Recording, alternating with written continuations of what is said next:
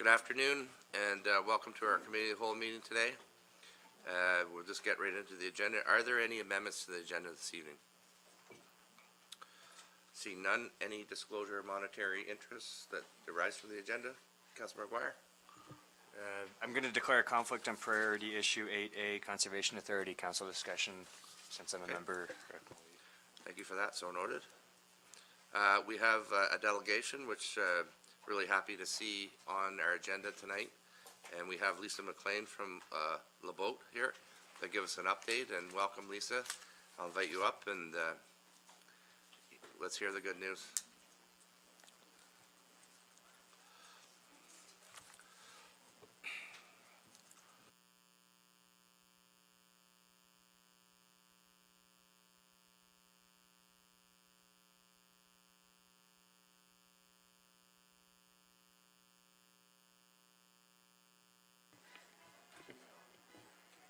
Yes, we will. Okay, I just wanted to say thank you very much for allowing us some time at your meeting. I know your agenda is very full and we appreciate all of your time and attention. So we just wanted to give everyone an update of how our 2018 season went. We know LeBoat was a huge project for the town, and happy to say that we felt very supported and happy to report on a successful season. So for anyone who doesn't know who LeBoat is, LeBoat has been in business for 50 years in Europe. So we are the market leader in the European market with a fleet of over 940 boats. When they were looking at expanding into the North American markets, they actually investigated many rivers and canal systems throughout North America, including throughout the U.S. But looking at all of the different cruising grounds, they did think that the Rideau Canal was a great place for us to start our expansion into the North American market. And luckily they all loved the Rideau Canal and Smith Falls when they came on their visit. One of the biggest questions we get is LeBoat does require no license or previous boating experience. So a lot of people who live in Ontario and require the Ontario Boaters Card to drive their own private boat question us on this a lot. But for anyone renting a vehicle, whether it be a jet ski or a motorboat or something like a LeBoat, our team can check you out and we have the authority to say that you're competent on that vehicle. So our passengers do take at least a 1 to 2 hour training on the boat. They learn how to drive it. They learn all the safety procedures, as well as we take them through their first lock and teach them how to drive and things like that. So we are confident we can say that you do not need experience or license required. So I'm just going to show you a short video. It kind of goes over all of our year from starting as all the way up until the end of the season. So I'll just play you a short clip.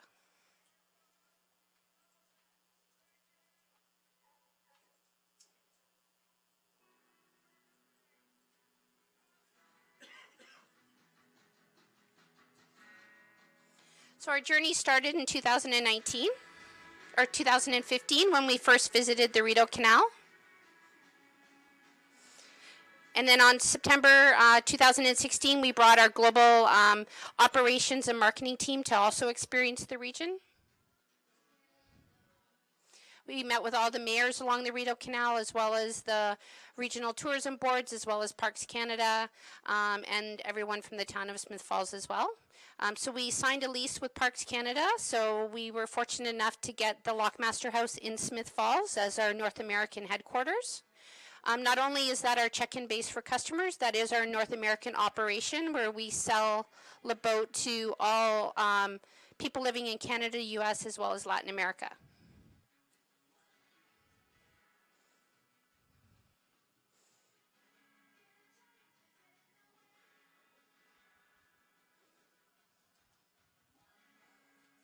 So we had lots of global activity touting that we were coming to Canada for the first time. LeBoat is very fortunate. We have a large database of past customers, and on average we have about a 38 to 40% repeat rate. So we have a large global audience of people we could pre-market to and let them know that if they've experienced one of our trips in Europe, that Canada is our newest destination. So in our first year of pre-marketing, we reached 91,000 people with all of the pre-media coverage. We produced a dedicated brochure, as well as including Canada and the local regions in our big brochure that's distributed globally in 7 languages. We have a dedicated website with Canada landing pages, and then the website is also translated into 7 global languages around the world. As well as social media, we have close to 60,000 followers, and again, that's done in different languages around the world. And then we traveled to many different boat shows, travel shows around the world, promoting Canada as our newest destination. And then we christened and welcomed our new office in 2017 in September.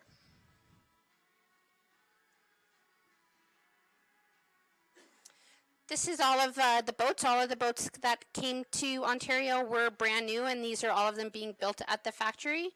And then they were actually built in Poland and then transported on ocean liners and shipped to Smith Falls. So we have 4 boats that are currently doing the same journey. So they're expected to arrive, our 4 new boats, the week of March 13th in Smith Falls. So we have 4 more boats coming.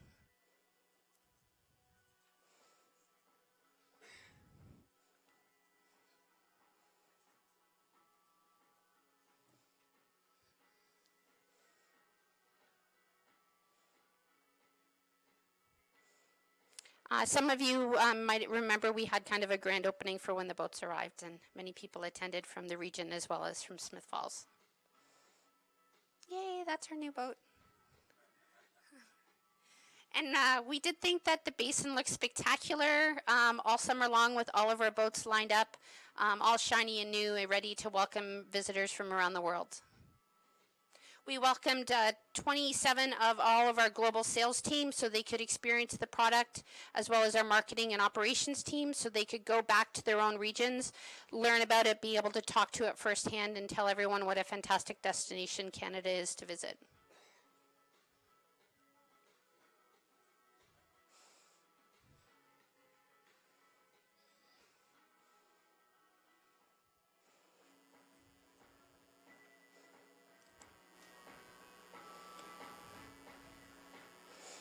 Those were our first passengers. They were from the U.S. and they were both retired military people. So it was very nice to welcome them, and this was their 3rd boat experience. So we produced lots of content to support the Rideau Canal, including a detailed regional guidebook. And this is how we had just over 1,300 visitors, on average 6 per boat last year.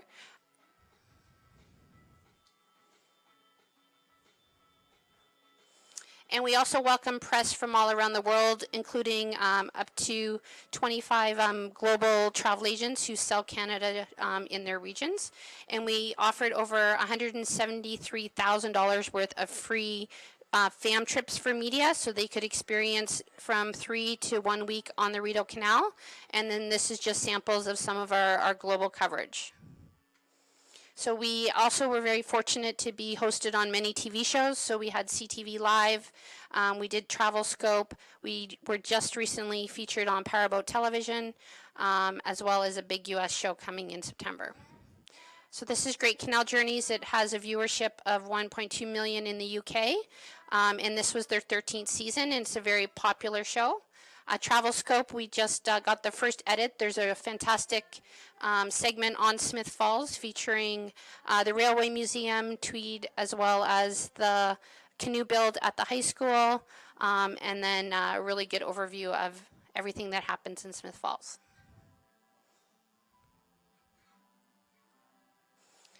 And we're getting fantastic reviews on the Rideau Canal. Everyone's loving Canada. The biggest takeaway from all of the customer reviews that we're getting is just how friendly Canadians are. They're loving how greeting and welcoming all of the local businesses are to them. So it really shows that all of our local businesses have pulled together. They're making sure that they're going the extra mile and saying hello and really making our guests feel welcome.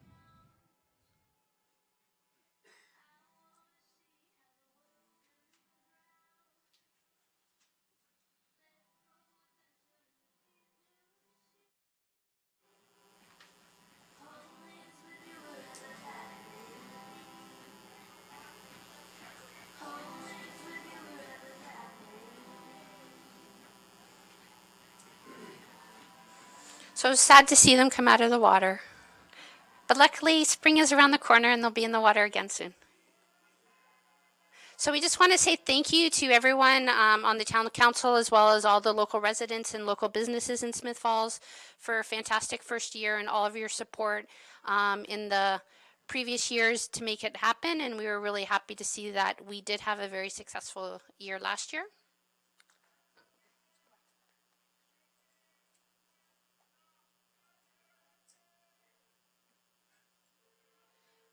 So the biggest questions we get are where do our customers come from? So from Canada as a destination, we had 72% were from North America. So the US market being the biggest market that we are marketing to, as well as Canada. We saw a lot of people come to the Smith Falls and Rideau Canal instead of going to the Muskokas last year. So a lot of traffic from Oakville, as well as Thornhill, Cambridge, Waterloo, as well as a lot of people coming from out west, Calgary and BC.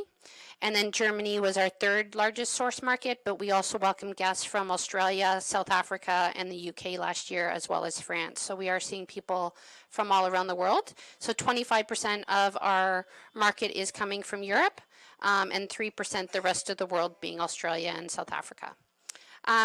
The longest average stay, on average, we're seeing 7 nights. So there was a couple of people who stayed for 2 weeks and did the whole Rideau Canal.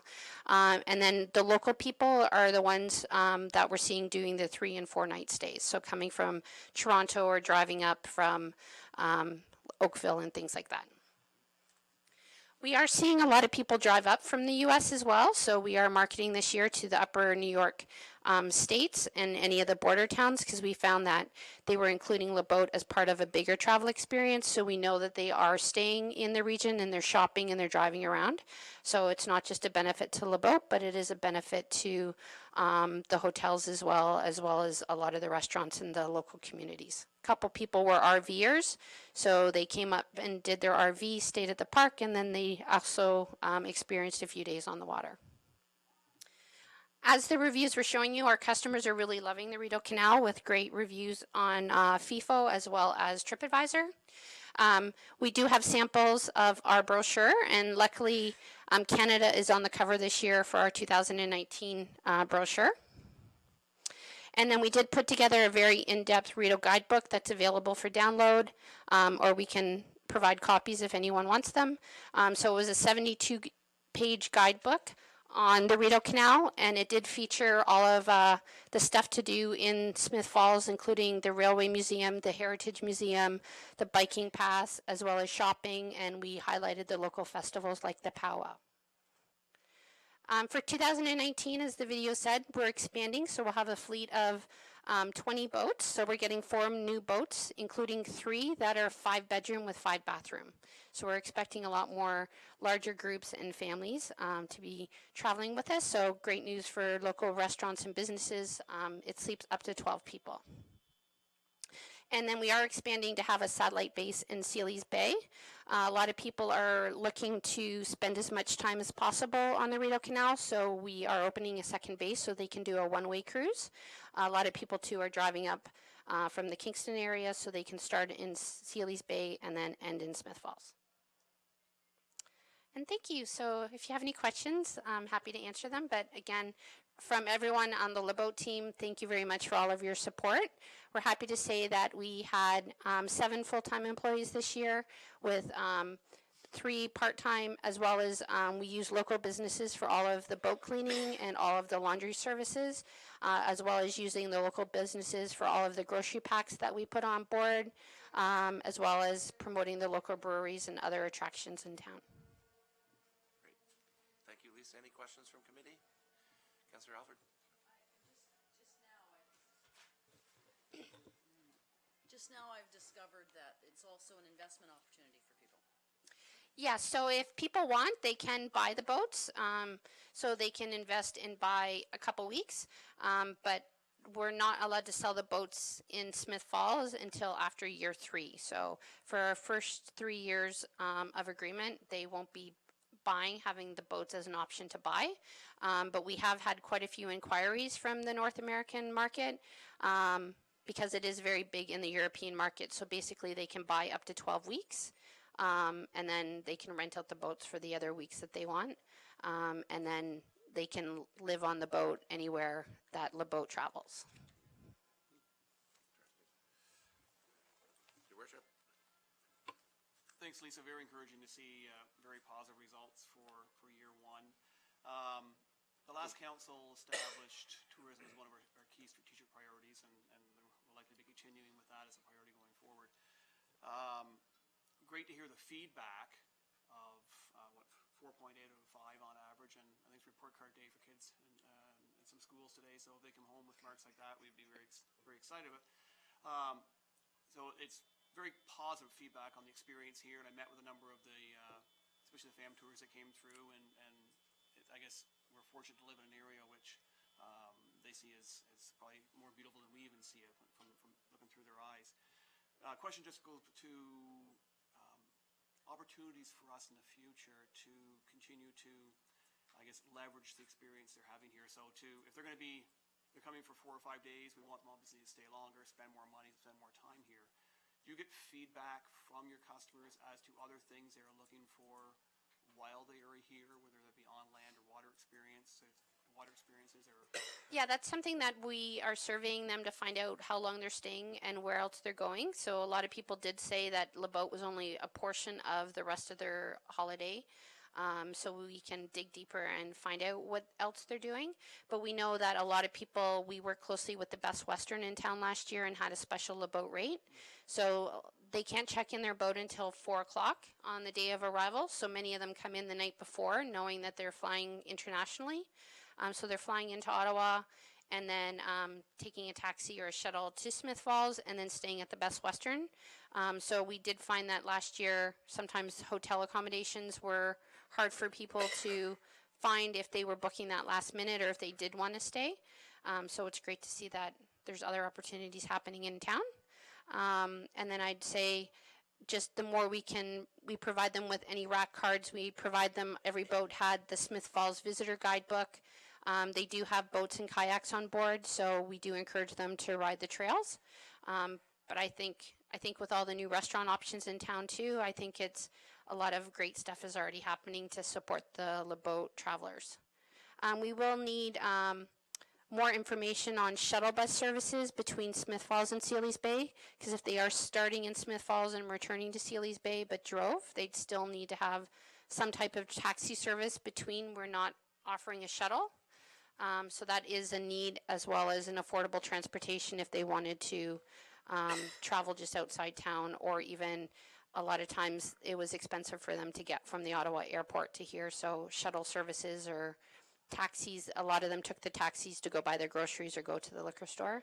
But yeah, I think we tried to work very closely last year with all of the local businesses to promote it. We had gift bags on all of the media trips as well as the buyer trips to highlight all of the local businesses so they could have a taste of Smith Falls as well.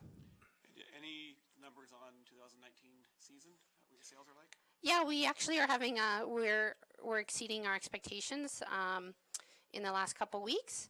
I don't have the numbers off the top of my head, but we are seeing positive sales, and we're really excited to have the 4 additional boats, because last year we were sold out for all of July and August last year, so we have now more capacity for the 2 months that we sell out the most. Great, thank you. Hey, Councilor McGuire. Thanks for coming tonight, Lisa. That's a great message, great news from Le Boat. This summer, or last summer, I guess, I was going up to Westport for a day trip with the family, and we ran into some Germans in a Le Boat at the Narrows Lock, and they had bikes with them. And they were taking their bike out for an hour to go up and down, see the countryside, and I thought, that's really cool. I wouldn't have thought to take a bike to Narrows Lock. And for them, because it's all new, it's different and exciting. So I was wondering, how does the bike rental program work with the Le Boats, and was it successful in 2018? Yeah, we found a lot of people rented the boats and the kayaks. So the boats are $75 per week. So you rent them, and then we have a little bike rack on the back of your bike. You get a bike lock with it. So anytime that you're in an area, you can always hop off and go riding. We found a lot of people did take advantage of riding the canoe or their kayak as well. So we rent 1-person and 2-person kayaks, and then those two also get put on the boat for them. So one of the biggest thing is we provided them with like trail maps, so if they were with their bikes, they could know where the good trails were. But yeah, a lot of people did ride the bikes, so it was a good opportunity. And I would encourage anyone who hasn't done the Rideau themselves or visited some of the lock stations. A lot of them are spectacularly beautiful. There's great fire pits, a great place if you have dogs to take your dogs walking. And that's the biggest comment we're getting from a lot of local people, is that they're seeing the boats out on the water. But now it's even just, no one has ever marketed the Rideau as a destination as a whole. So we're finding a lot of people, even in Ottawa, are inquiring about doing the Rideau Canal. That everybody knows that you can go skating on the Rideau, but no one has really ever thought about cruising it. And now that there's more rental options available, they're super excited to have a floating cottage instead of staying put or going outside the province for their staycation. Any other questions? Councillor Allen? It's just congratulations on a great year. My question was about the way that they handle on the water, because I know I did a tour through them and they were talking about how they are so much more improved than the old cruisers, that people who aren't familiar with driving a boat are able to do it. Did you get feedback from the tourists about that sort of thing? Yeah, even for me, from a personal experience, I've never driven a boat before. So we do have bow and stern thrusters that literally are a button. So it literally, if you push a button, it just moves the boat sideways. So from a parking perspective, you don't need to know how to reverse and maneuver and get into a spot, or even when you're in the locks, you just literally line up where you want to go, and then you hit a button and it pushes the boat to the right or to the left. And they're not speedboats, so they are set to a maximum of 10 kilometers per hour, because that's the speed of the canal. So even when they're on Big Rideau Lake, they can only go a maximum of 10 kilometers an hour. So it is a very calming, easy way to cruise, and really meant to experience and take your time and really enjoy your surroundings. It's not about going as fast as possible from this lake or to this lock station. So it's really about traveling, taking your time, and they are very, very easy to maneuver with the bow and stern thrusters. And you can drive from upstairs or downstairs. So there's 2 controls. So if it is a rainy day or a windy day, you can drive from inside as well. But I would say the majority of people drove from the upper deck, because you have very good visibility. So. Okay, nothing else? Thank you, Lisa.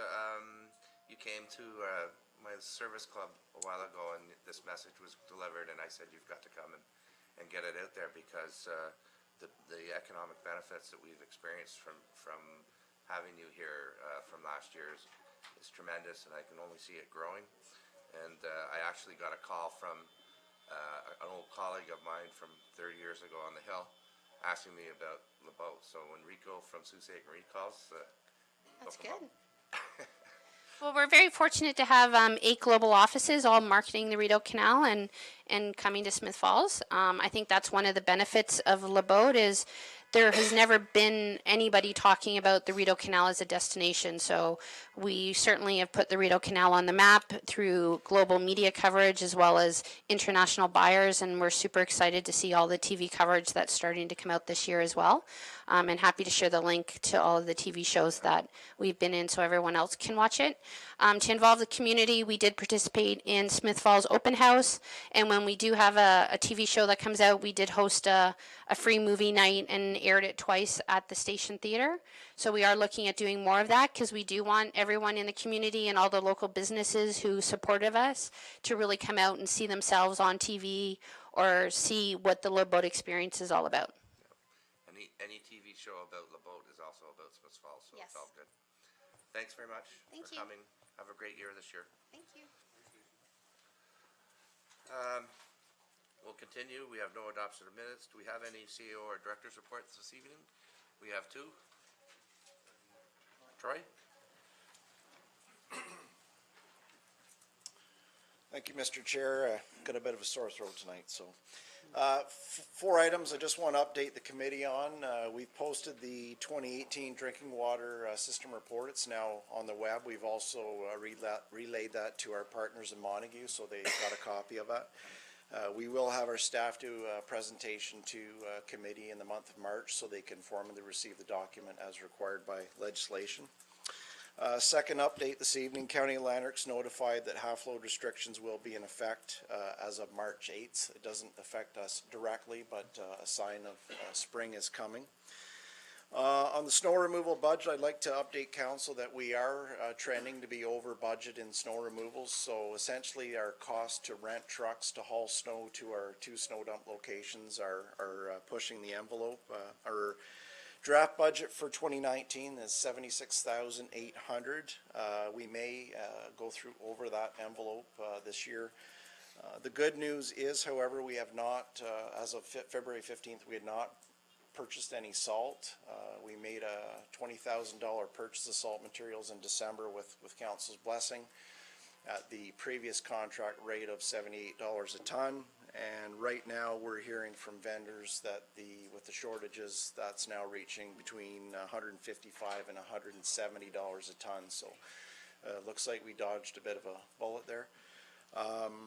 So with that, we are so far envisioning that the savings in salt are going to offset those increased removal costs we're facing. Staff are also meeting with the DBA coordinator on a regular basis and also the economic development manager. And we're working with them to develop promotional materials for their businesses to help them work through construction. The DBA has also struck a subcommittee for the construction period. They're going to be having their inaugural meeting on March the 6th, and I'll be meeting with them and updating them on how we're progressing and make sure that our efforts and resources are aligned for start of construction. Thank you.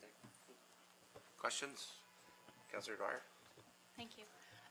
Sure, I was tagged in a post on Facebook, as I think Lorraine was as well, about some tongue-in-cheek advertisements or warnings that Elgin Street redevelopment in downtown Ottawa was using actually on their fencing. You know the ones I'm talking about. And they kind of made light of the fact that you know, business was interrupted, construction was occurring. I think they were actually using plays off rap songs. Anyways, it was quite cute, but I wondered whether or not our tactic is going to be a little bit tongue-in-cheek as far as actually implementing, or are we taking a more conservative approach? Well, in terms of, I mean, there's two key things. We want to manage a well thought out project, get the right contractor in, execute the project within the timelines we're projecting. That is our goal. We also want to work closely with the businesses to make sure their needs are met as it relates to loading, water disruptions. We know we've got restaurants and hairdressers, and we know how important water supply is. The DBA itself is focusing, as I understand it, promoting themselves. We want to make sure when visitors come for a downtown experience that there is sufficient signage and information that helps them find parking where they need to. So that they're not deterred from having essentially attending local business. So whether or not there's special promotions in the business community, I can't say for sure, but I'm looking forward to learning from the committee what their plans are on March 6th. So. Great. Okay. Councillor Alford? I can maybe help you with that, in that I'm sitting on the reconstruction, and that is one of the plans, to use Smiths Falls' sense of humor and be, hopefully when we get them done, there might be some cheeky things in there, yes. Okay. Anything else? Thanks, Troy, and I just want to thank you and the crew for persevering this winter, and I think we have, although there's always complaints, as we all know, I think our streets are probably the best maintained in Eastern Ontario. Just drive around to another town after a snowstorm. So thanks for all your hard work in the last little while. Yeah, we appreciate the support. It's been a very challenging winter, and Sunday was no less different. We were out chasing catch basins all day, preparing for the freeze. It's been a very challenging winter for the crew, for sure. Thanks for that. Thanks. Another report tonight? Theo Morris? Yes, thank you, Mr. Chair. Two items. First is the, last year we reintroduced, I suppose, the annual report concept. Some of you may remember this. We're working on the 2018 edition, and we expect to have it bound and ready to distribute both in paper and electronically by the end of March. Great. So you can look forward to that. Nothing cheeky planned for it, but it'll be lots of good information. Second one is strategic plan open house. We, council and senior staff have developed a draft strategic plan, and we want to introduce that to the public at an open house on Thursday, March the 7th at 7 o'clock, second floor of the Memorial Community Center. And we did launch the public consultation process last week with our new engagement platform called Speak Up Smith Falls. So people in the community can go online and comment on the plan, the draft plan, right now. And that'll be open until, I think, March 11th for comment. So there'll be plenty of opportunity for public engagement on the new strategic plan. Okay, thank you. Councillor Dwyer has a question. Thank you. Two, actually. One, how are we letting people know that we have launched the Bang the Table platform? And two, what's our uptake so far in the use of the platform? Well, we issued a media release last week when we launched. So the media picked up on that, and we're hoping they'll continue to do that for us. But certainly we'll provide more reminders on the town's website, for instance, and social media. The second part of your question I can't answer, but I believe Ms. Miller can.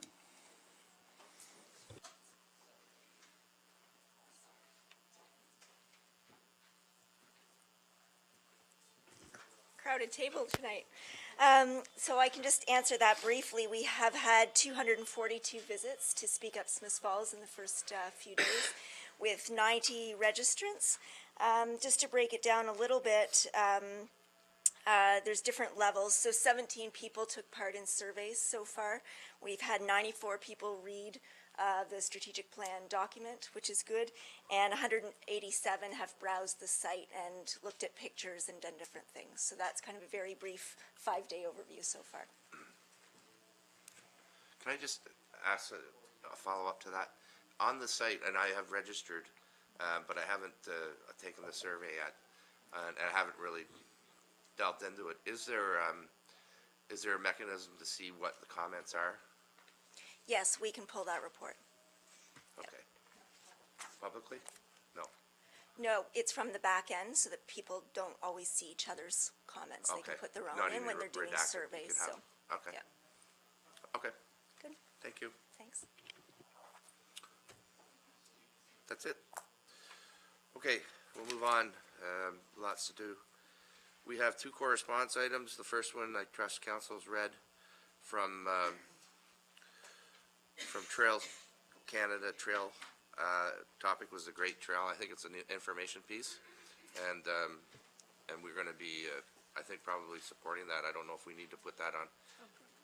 Yeah, Councillor I Allen. was going to ask that question because when I read it with great interest, and I Yeah. think we should do that. We'll do that at a later cal, will we? Yeah, we could put that on a later cal and do a resolution. Okay? So that's some direction on that one. The other correspondence from Dennis Staples, request for a public meeting respecting Beckle Street reconstruction project. And I would suggest that with committee's approval that we put that on for a discussion this evening, and put that to bed. So if everything's okay with that, I wouldn't mind putting that on first, since we have lots to do tonight, and get that out of the way first. If everyone's okay with that. So we'll put that on as before the Conservation Authority discussion. Okay, thank you. So we have some in-camera items, and I'll entertain a motion for committee to go in camera. Councillor Allen? Councillor McKenna? All in favor? Okay, we'll be back.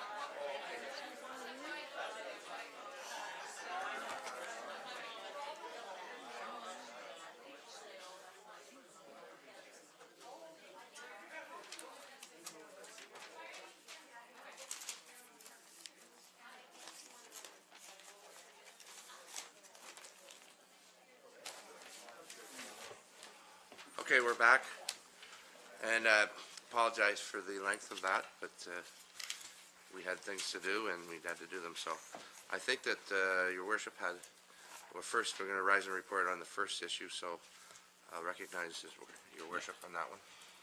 Yeah, after everyone in camera recognize the topic,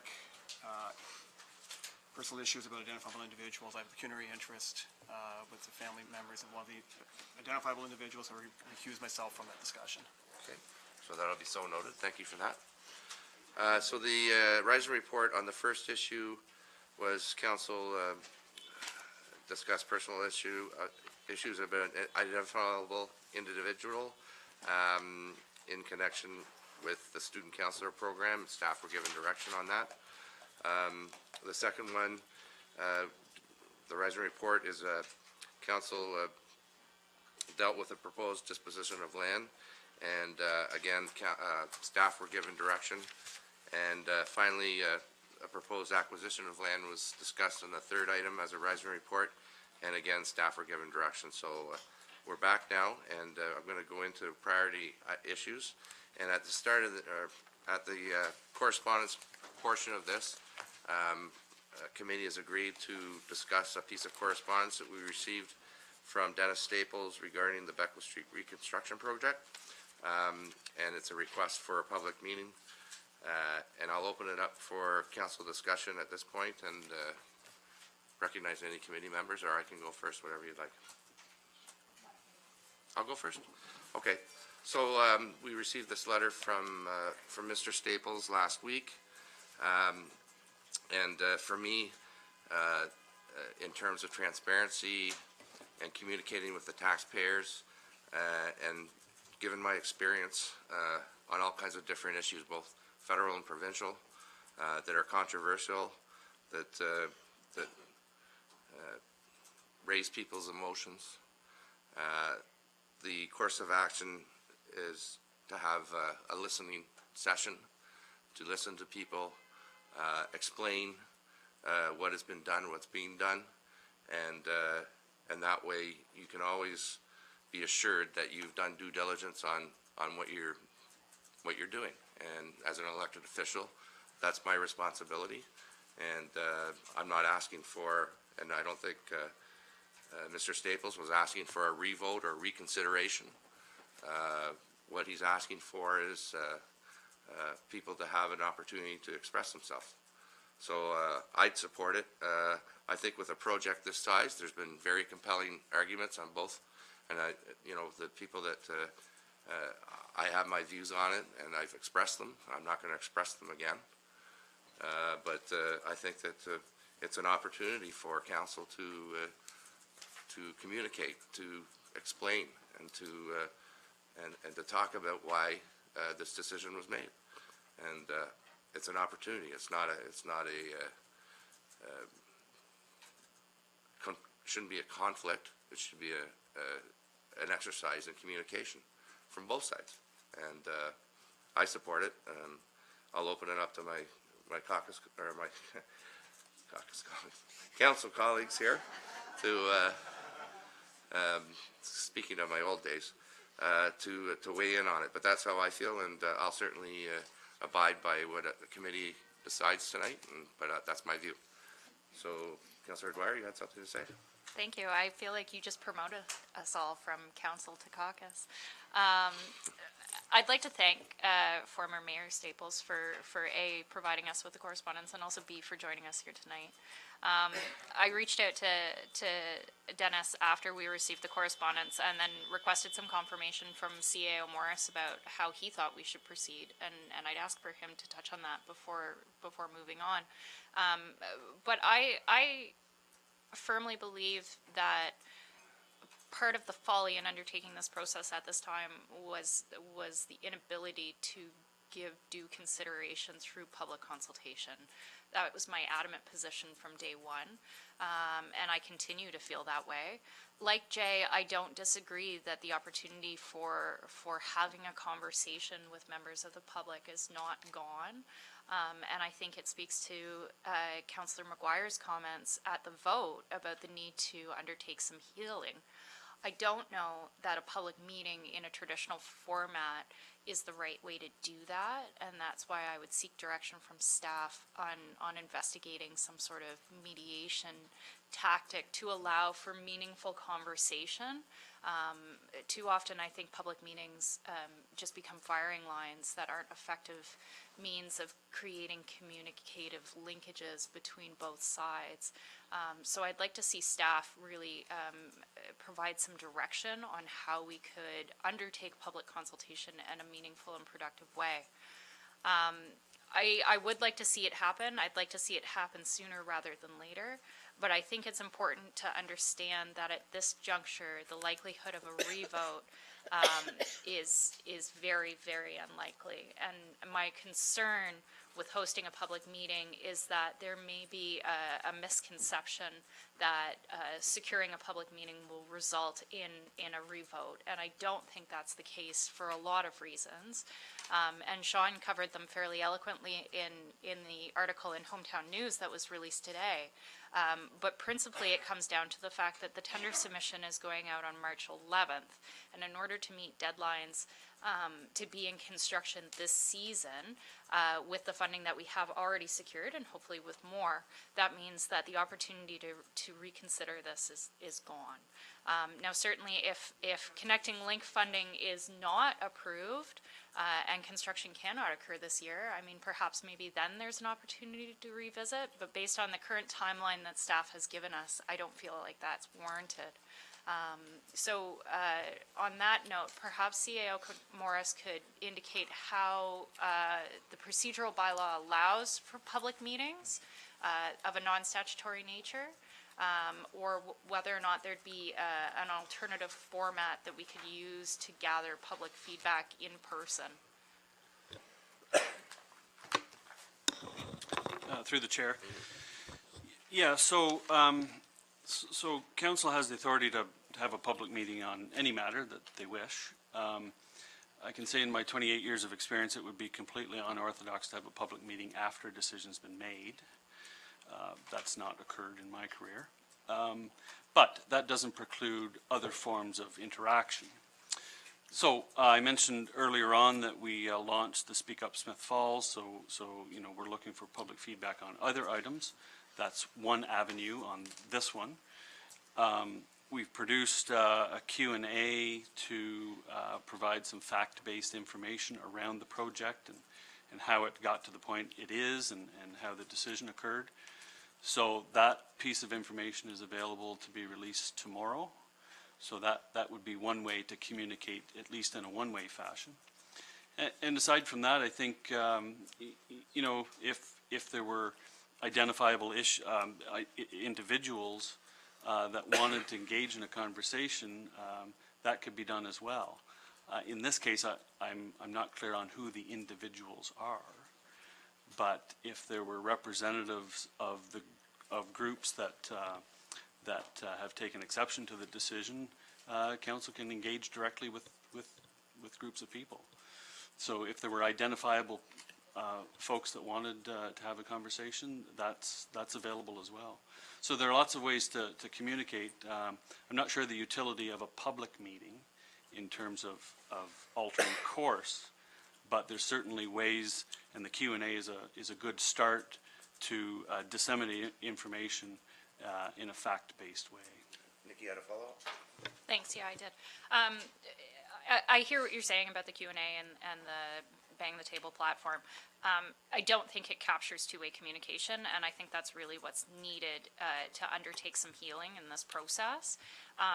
So what are your suggestions for a face-to-face healing process?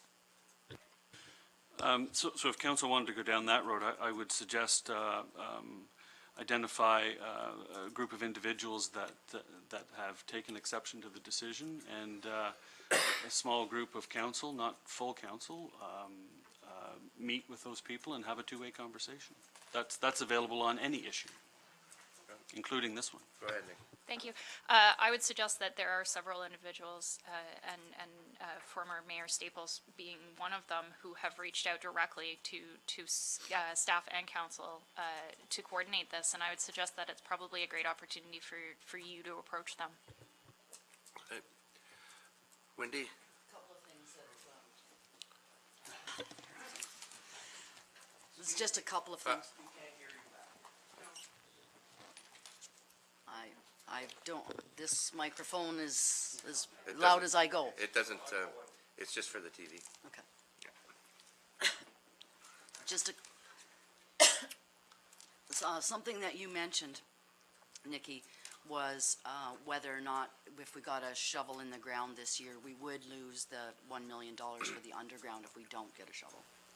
Correct. Okay, just, you had said that we could go ahead with little, that's what I understood you say, but that's fine. I'm just curious, Councillor Brennan, and others, I guess, what would you say would be discussed at this meeting, and what productive outcome would you envision? Well, that's a good question. This is a huge project, and it's, you know, as you put it, it's generational. And I'm hearing that people have misconceptions about what it is. That would be an effort on our part to clear that up. And frankly, to have a discussion tonight around the table is about being transparent and talking about things. And so I think that when you're talking, if you want to talk to the taxpayers of this town, you should do it face to face and explain and you know, so that's what would be accomplished. And you want to have people come together. You've got to talk to them. And I'm not, you know, Mayor Staples' letter didn't say we want to revote right now. His experience tells me that communicating with people is the way to go. So that's what I want to accomplish. It's very simple. Okay. Well, we'll keep it down, okay? Please. Good. Anybody else? Go ahead. Yeah. Yeah, and I know you don't mean that we haven't all been communicating with the taxpayers all the way along, because we've had many conversations, both in person and via correspondence, so it's not that, I didn't say that. No, I didn't say that. I didn't say, I said, I know that's not what you said. Well, for me, not with committee's indulgence, for me, that has to occur. For me, a project this size, you've got to do everything. You've got to do your due diligence and make sure that you communicate with people. That's all I'm saying. Go ahead. Yeah, and I just want to point out that there was due diligence certainly present when we chose to revisit previous council's decision and the vote to rescind. Fair enough. And then the vote, there was due diligence there as well, you would agree? Not enough, in my opinion, but I mean, that's, we can agree to disagree, that's fine. I'd like to hear from anybody that's in the committee. No? Chris? Thank you, Mayor Staples, for attending and for your letter. I would support having a consultation meeting as long as at the door there's a letter that said, or a pledge saying we're going to keep this conversation respectful, because I think, as Councillor Dwyer says, this is $1 million decision at this point. I don't think that there's any will to go back around the horseshoe here, but we do need to start this healing process and start getting these two sides to come together. And I think the biggest thing is that one side doesn't acknowledge the other side exists. And if we can come up with a face-to-face forum where we can respectfully engage each other, that's going to be productive. If we're going to, you know, if we're looking for to degrade to the same level of debate that's happening on Facebook right now, I'm not interested in supporting that. So if there was something of a pledge of respect when you come in the door, and we get an opportunity for civil discourse where we can get both sides together and have some engagement in that way, I would support that. Well, Sean? I mean, I understand there's a variety of feelings around throughout the horseshoe and across the room. And And as CEO Moore said, it would be unprecedented to have a public meeting on a subject which was decided over a month ago. And I think, and Councillor Dwyer certainly, I think, reaffirmed this decision that's behind us. We're doing engineering design work right now. We're preparing, staff and the consultant are preparing engineering and design work to prepare to go to tender for March 11th, as well as to apply for Connecting Link funding when that envelope opens up, which we anticipate in March.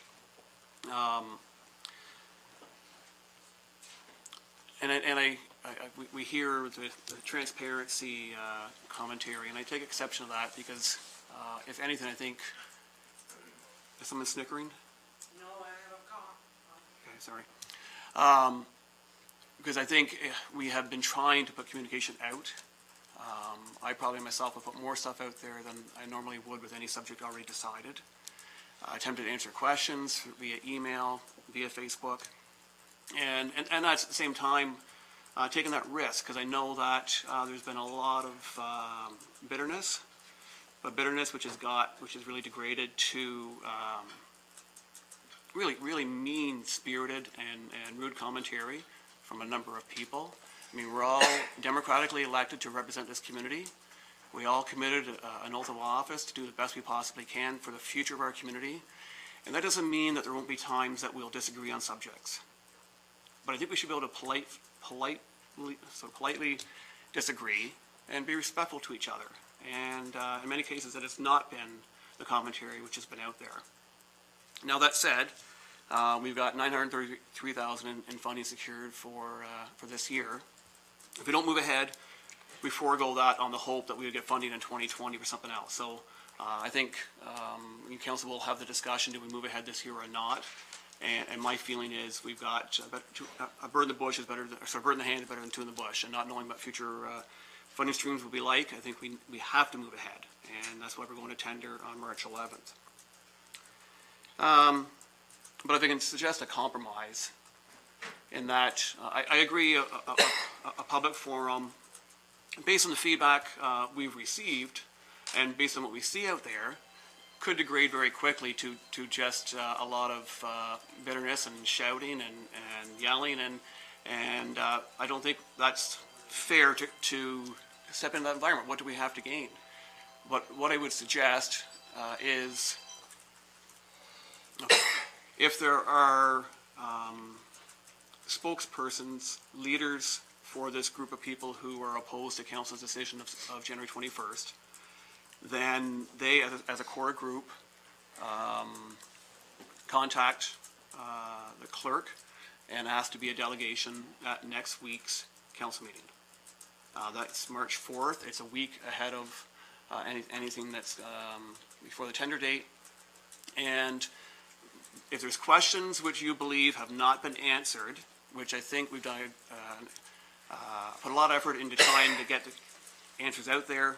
Communication piece going out tomorrow will further that. But there's questions that you believe need to be answered, then have a couple of spokespeople who can come forward and throw those questions to council next week in an open public forum where your TV is broadcasting, which is being live streamed, the media is here, and we will answer those questions. But I do not see a true benefit in having a broader public meeting where the same question will be coming over and over and over again. So that would be my suggestion if we're looking for a compromise. Okay, Peter? So I'm interested in, that sounds like something between what CEO Morris is suggesting, some opportunity where representatives from people concerned can come and meet with either some or all of council and have this conversation. And I think making that more public through what Mayor Panko's suggesting, having people stand right there and ask whatever questions they want under the rules and conduct with delegations is a great start. It may lead to something else, I don't know, but having that opportunity and as the mayor suggests, being live streamed, everyone in the community who's interested can watch it and participate through the media, I think is a good suggestion. It's whether that if there's those individuals that are ready and willing to stand up next Monday and do that, I would welcome that opportunity as a place to start. Thank you for that. Nikki? Thank you. I think I have to respectfully disagree with Mayor Panko's suggestion. I see the good that you're trying to bring. I just don't know that this forum is conducive to having open dialogue with two-way communication. And I think we are missing an opportunity to pivot based on communication tactics that have not been working. Which is clear based on the unprecedented reaction that we have had to this decision. It's an unprecedented decision or opportunity for a decision that has yielded us with an unprecedented reaction. And I think that in order to change our tone as a corporation for the next 4 years, we have the opportunity to pivot and take an alternative approach. And while I wouldn't object to anyone who filed a delegation request to come and approach us in this forum, I don't know that it welcomes the type of communication that I think we need in order to have meaningful discussions with the public. But, sir.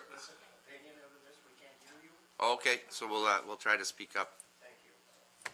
Speak up loud. Anybody else? Lorraine? Well, excuse me. I don't disagree with the fact that I would really like this all to stop. I would like to be able to get a feeling that my town was all on the same page. But that's not going to happen when you have an issue that I've done the research. I've done all of my homework completely. I didn't know this was going to be coming back to me.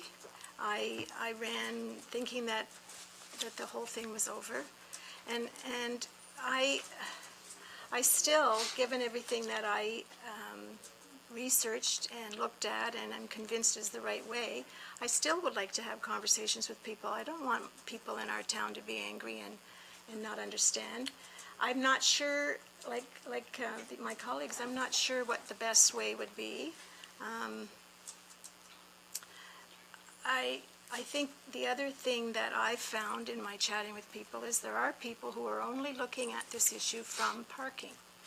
And I've talked to some seniors that I know really well, and they don't really even understand what it is other than just the way we're parking. And it's more than that. It's about a change in the whole approach of how we're going to have our downtown. And, you know, many years ago, I was away, and the council of the day was going to tear down the arena, the old arena. We called it the barn. And there was so much upset. And when you're saying this is unprecedented, no, I think at that time there was a great outcry, and we were upset. And you know, I know it must have been really hard for the mayor and the council of that day to make that decision, because there was a lot of disdain and anger, and it was an emotional thing like this one. But now, you know, that not just a few years ago, we had the Bonspiel held there, and that building was full, and I remember thinking, you know, they were so right. This is an amazing thing that they made the decision. I didn't like it at the time, but this is an amazing thing. And when I made my decision, I made it thinking that way. I made it not just for the people in this room, but for the future.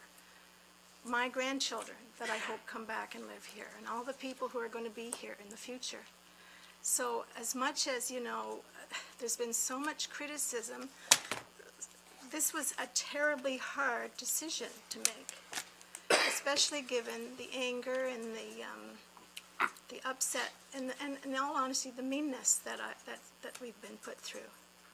So if we can do something to change that, I would be happy to do that. I'm not convinced. I would love to listen to people. That would be fine. But I know that at the end of the day, I know that unless something drastic happened, I'm going to still believe exactly what I believe now, because I think it's the right thing to do. John, you had something else? The only thing I wanted to add, from a communication standpoint, I mean, we were all available to the public, and we meet with people on a regular basis. People email us. We do our best to respond in a timely fashion. I haven't had, I don't know if I've had anybody contact me to say, can I come in and spend 10 minutes with you to discuss this? It's always been an email and emails back and forth, which I think, as Councillor Dwyer mentioned, communication is most effective face-to-face. And I've had an open door policy as long as I've been mayor and 4 years on council before that. If someone wanted to take 10 or 15 minutes and talk about it in a civil fashion, I've always been open to that. I continue to be open to that. So there's more than one method of communication that may help this whole, this community heal, I guess, over this process. But I think considering everything else, if there were, I go back to the opportunity to welcome a delegation next week as an option. Okay, well, you know, as I said before, I'm not going to debate the two plans. Done that already. We had a request from the former mayor for, with his wisdom, saying that the way to heal is to listen to people. And I don't pen now that I think that we made a big mistake in not doing this before the vote. But now it's happened, and I think that we've got some fence bending to do as a group, and I think that I don't see a downside to council having a meeting. Mayor Staples would like to address committee. Is that okay? Straw vote? Yes? Sure. Yep. Yep.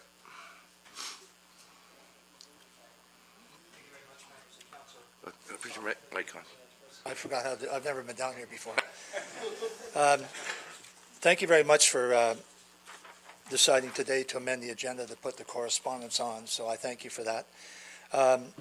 My involvement with this started 9 days ago when I was invited by some citizens, and I think I've included that in my letter, and I'll be very brief, to attend a gathering at the Legion of about 70 individuals. And I listened to their comments, concerns, and it came to my mind, I mean, approach council. Council has always been very willing to listen to the public about issues that you're dealing with. They also respect your right to make decisions. I mean, that's not a question here. And I firmly believe, as one, that this is a little larger issue than parallel parking or angled parking. It's about the process that was used here. You used the correct process, but if you could roll back the clock between January 7th and the 14th and the 21st, when you made decisions here to do what you're doing, if we could only roll back the clock and say we should have allowed an opportunity during that time to hear from the public. Now, you might say, well, the public knew we were dealing with it, but a lot of times they don't pay attention until sometimes you announce something and it gets their attention. This is an example of that. It's got the attention of the people here tonight, the 70 people that I was invited and spoke to on the 19th of February at the Legion. And when I was leaving the Legion that day, a couple said, well, how do you go about getting a meeting with council? I said, well, I'll go ahead and request consideration for a public meeting. Because a lot of these people aren't used to dealing with council. So I said, I'm sure council will do that. Over the years, we've had public meetings and Councillor Allen just mentioned the arena. We had packed the arena for that, or packed I think we did at the Legion, a couple of other places, because people had an interest in that. When council a few years ago decided they were going to ban smoking, same thing, we wanted to hear from the public. 2 times we did OPP costing, you want to hear from the public. And at the end of the day, if the public have their involvement in that process, they're more likely to accept the decision that has to be made if they feel that they've been included and their views have been listened to. Your strategic plan that you currently have, and CEO Morris mentioned it's under review in a couple of weeks, that's great. But your guiding principles in your strategic plan in terms of accountable and transparent, we will communicate openly. Citizen-focused, service-oriented. We will put the community first and strive to know what the taxpayers expect. We will build relationships and trust between council and constituents. And we will care for the community and its people. I think that if you, and I hope you do give serious consideration to a public forum. 70 people were there on January the 19th. There's a petition going around, in which I think you're all generally aware of. And in the petition, one of the things, and you haven't received it yet, but I'm sure you're going to get it in due course, probably sooner rather than later. The voice of the people, and we were asking for a public forum in this issue. Well, as of tonight, there's 1,163 signatures that want to talk to you folks, to ask their questions and their concerns and hear their views. And I think if you say, well, let's try and get 4 or 5 people to come to a delegation session, in my humble view, that's not going to cut it. You might as well have a meeting and set the tone for the meeting rules. We've done that before, and I've chaired a number of them. And sure, you're going to get opinion there that you might not want to hear, but that goes with the territory. At the end of the day, you're going to make a decision. Your tender goes out March 11th. I still think you have time to do a public meeting. You could say, well, the 11th, that's not a date carved in stone. You can make it a week later or 2 weeks later and still achieve what you have to do. But I think if you don't allow for a public meeting and hear from the public to hear their views, comments, and concerns, for those that are in favor of this option or even the other option, at the end of the day, you may end up making the same decision, or you may hear news or information that influences you in terms of making something different. And I would hope that you would give serious consideration to that approach. It's never too late to do the right thing either. So I would ask that you consider that. Thank you. I agree with that, and I will keep it down. I agree with it. I think we'll, Chris or Nikki, anything to add, or anybody? My only thought is that perhaps at this juncture, we're best to request some options from staff, because I think there's various methods that we could employ to do this, and I don't think that the 7 of us sitting around the horseshoe tonight are going to come up with a viable solution in short order. So I would like to see a staff report come back, probably from CAO Morris, with some options included. And whether or not that includes hiring a professional mediator or a communications firm to come in and facilitate, I'd welcome that suggestion, because I don't think that we are well equipped to adequately conduct ourselves at this point. Any thoughts on that notion? Councillor Alford? I just have one question, really. Is the expectation that we will... I'm sorry, I can't hear you back here. Sorry. From the diaphragm, please. Thank you. I have one question. Does a public meeting, is the expectation that we will reverse ourselves? Is that the expectation? And that's practically a rhetorical question right now, Jay. Councillor Brennan. Well, my expectation would be that we would have a public meeting to hear and answer questions from the public, period. We need to do that. We have a lot of angry people, and I don't have expectations. I respect representative democracy and our responsibility to act in the best interest of this community. But it's also part of that is we have to respect and listen to the taxpayers. And we have to have transparency in our decisions, the utmost. And in my mind, that hasn't occurred fully. So that's my expectation. Yep. Because what this council revisited,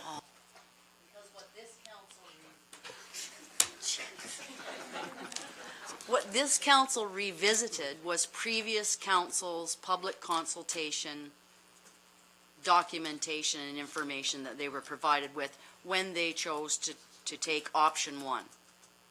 That's what we revisited. And so we had all the public comment, all the public consultation, all the documentation, and we revisited, and that was done with public the public was all involved. So we did not agree with their decision. We rescinded it and voted a different way. So are we relitigating all the public consultation? Is that Well, because that's what we did. we're going to disagree on this. Well, I'm okay? asking you a question. I'll That's answer what your we question. did. I'll answer your question. Yes, we used the input that we received last term. This council did nothing to receive public comment on what they were contemplating on doing, which was reversing a decision of the previous council. Far different, far different. And it's a big deal. So we've decided that. What I'm saying is we need to talk to the people that are upset here. And, you know, there's been eloquent cases made for the decision that was made. Make the case. Answer the questions and make the case. There's stuff that are, you know, people are saying, well, you're going to lose 40% of the parking. I realize that. It's a wash. And I tell them that. Well, let's communicate that to the people that are sitting here at a meeting. I mean, that's what we've got to do here. And then it'll all, you know, people will move on. The sun will come up tomorrow, but we haven't done our due diligence, in my opinion, in talking to people, so. Yep. And that is your opinion, and I would echo Nikki's suggestion that we have staff bring us back some ideas. It's task avoidance. Sean? No, I don't think it's task avoidance. I think it's getting some professional help, because if we walked into a public meeting, and I'm chairing that public meeting, the way I've been publicly condemned and criticized and thrown under the bus over this issue, I think it would be, I'm not the right person to run that meeting. I think we need a third party, an independent individual, not connected, not emotionally attached to this whole issue, and have them run any forum that may occur. But that said, that's going to take a considerable amount of time to put together. And I go back to the opportunity for our delegation next week, but if that's not the choice, then I suggest we go back to staff to come back with some ideas. If I may finish? Yep. And I will also, I guess, disagree with the fact that we receive lots of public feedback. And I would think I've probably received commentary from most people in this room, many of them repeatedly, many posts on my mayor Facebook page. So if people are saying they haven't had an opportunity to comment on the process, or comment on the outcome, or comment, that's not true. I mean, they've had all kinds of opportunity to comment. I've done my best to try and communicate the other way. But I still agree, a dialogue between two people, or a small group of people, is the most effective method of communicating. And again, so I throw that out there, that I've always had an open door policy as mayor, and if someone wants to come and meet and talk about it, then I'm open to doing so. Well, we need to bring this to conclusion. I think that I'm not interested in a meeting where there's pitchforks and people are yelling and screaming. I want a dialogue, and I have a feeling that there's a desire from the public to have that. And if that means having someone neutral and discreet to run it, that's fine. I mean, I don't agree with people calling names or anything like that. That's just an emotional response, which is, but I think Nikki is probably what Nikki's suggesting should go forward, and then we'll take it from there. Peter, you okay with that? Right. Do I need a straw vote? Everyone? No. A timeline? Quick. Yeah. Okay, so maybe staff can have something to suggest next week? If I may, Mr. Chair, so the next committee meeting when this would normally come up would be the, what's the date, the 12th of March. Given that's the day after we go to tender, I would suggest we have a special committee next week before council and deal with it then. Okay? Is that reasonable? Okay? Great. Okay, great. We can move on, which is what we all want to do.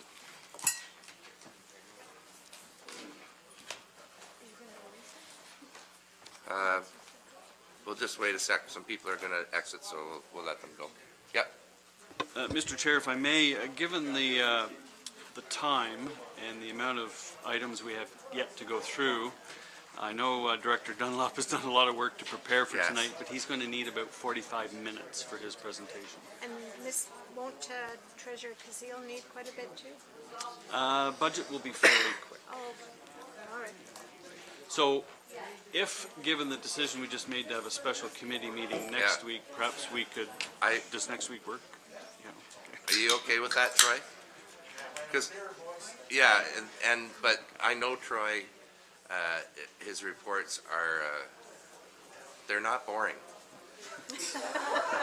I'll say that. And you missed the line painting one, which was, it was classic. It was. And so I know how much work he puts in these, and what I wouldn't want is committee to be sitting here thinking, well, I want to go home and that sort of thing. So if you're okay with that, Troy? Okay, and you, yeah, with apologies. So we'll take that off for now. Yes. And we'll have a special cow at 4 p.m. next week.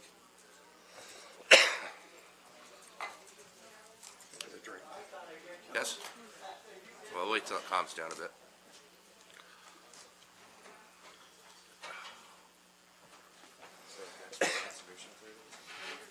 Yeah. No. This won't take long. He declared. What is this one? Conservation. So it was discussed a couple weeks ago as a correspondence item, and Is that for the Well, he's leaving. Who's gone? Peter's back. Okay. presentation of Peterson. Okay, we're gonna continue on, so, we still have, lots to talk about. So the item we have before us is, Conservation Authority, and, that will be a council discussion. And I just have a question, because I know this came up, I think the last committee of the whole, and I thought that, it was a request from, MPP Hillier, I believe, for a motion, and I think we left it that, first of all, we don't have a memorandum of understanding with the Conservation Authority, and although we do use them, and that, as MPP Hillier had indicated, there was some changes coming from the provincial government surrounding conservation authorities in general. And I think it was Councillor McKenna suggested that we just keep our eye on that particular item, and then when we hear about anything that's coming down from Toronto, then that's the time to have some serious discussion. I don't know if there's much to discuss. So anybody have a different impression? No, No. that's up to you. Councillor Alfred? I know Councillor Dwyer had thought that we did need to have a resolution, and I think that was at that point where we said time out and we'll discuss this next meeting.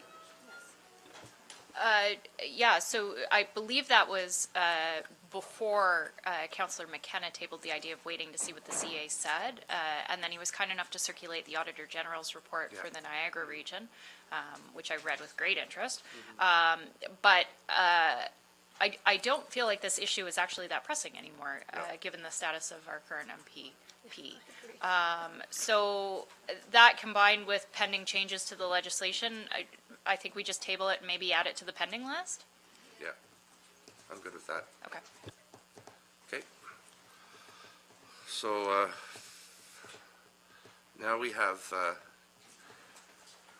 our treasurer, Cozile, to speak about the budget, and, Councilor McGuire's coming back.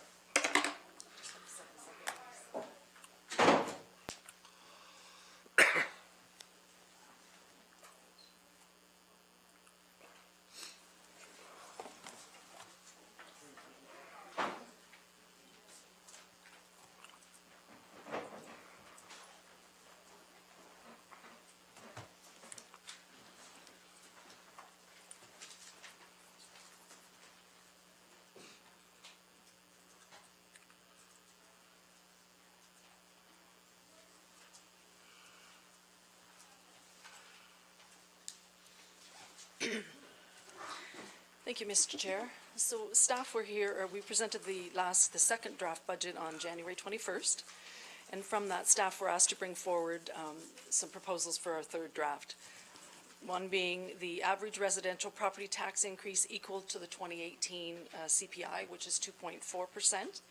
The outcome of that was a tax rate increase of 1.49, and the assessment growth being 0.91. This resulted in decreased taxation revenue of $67,000 from the last proposal on the second draft, which was 2.1 tax rate increase. With that adjustment, the transfer from the operational budget to the tax-supported capital reserve was reduced to take on that decrease in the revenue. Further to that, staff were directed to revise the operational water and wastewater budget to reflect a proposed rate increase of 2% for water and a rate increase of 3% for wastewater. Again, the transfer from the operational budget to the capital were reduced to offset these decrease in revenues. The impact for the 2% from 7 to 2 was $96,000, and from 8 to 3% for the wastewater is a decreased revenue of $99,000. Now, these options are less than what would be proposed on the long-term financial plan, but will continue us on a positive trend towards self-sustainability. Some of the operational challenges before us, as council are aware, is the OMPF funding. We did recently receive a letter saying that it will be based on, and the wording in that letter was a little gray. It's based on the same funding structure as 2018. Does not mean that we will not see any decrease. And that is where I'm cautious about saying that there won't be any. It's not going to remain the same as 2018. So that's why staff are proposing that we wait, and they did indicate that we would hear back on that mid-March. So some highlights of the 2019 budget, of course, the Beckwith Street reconstruction, town complex renovations, the pumper truck wheel loader. The total 2019 capital projects is $9.2 million, and approximately 49% coming from reserves. The total transfer to capital reserves from the operational budgets is $3.1 million. And again, staff were asked to go back to the capital budget and to find some cost savings, and that was to the tune of $348,000. And again, if we could, that is staff's recommendation that we put a pause until we do hear back on the OMPF. So if you had any other further questions on?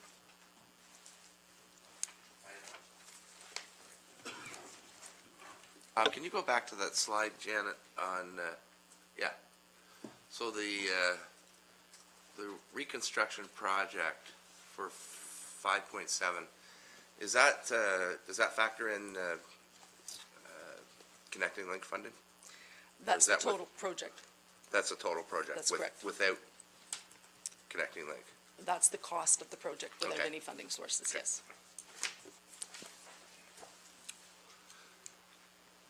Councillor Dwyer?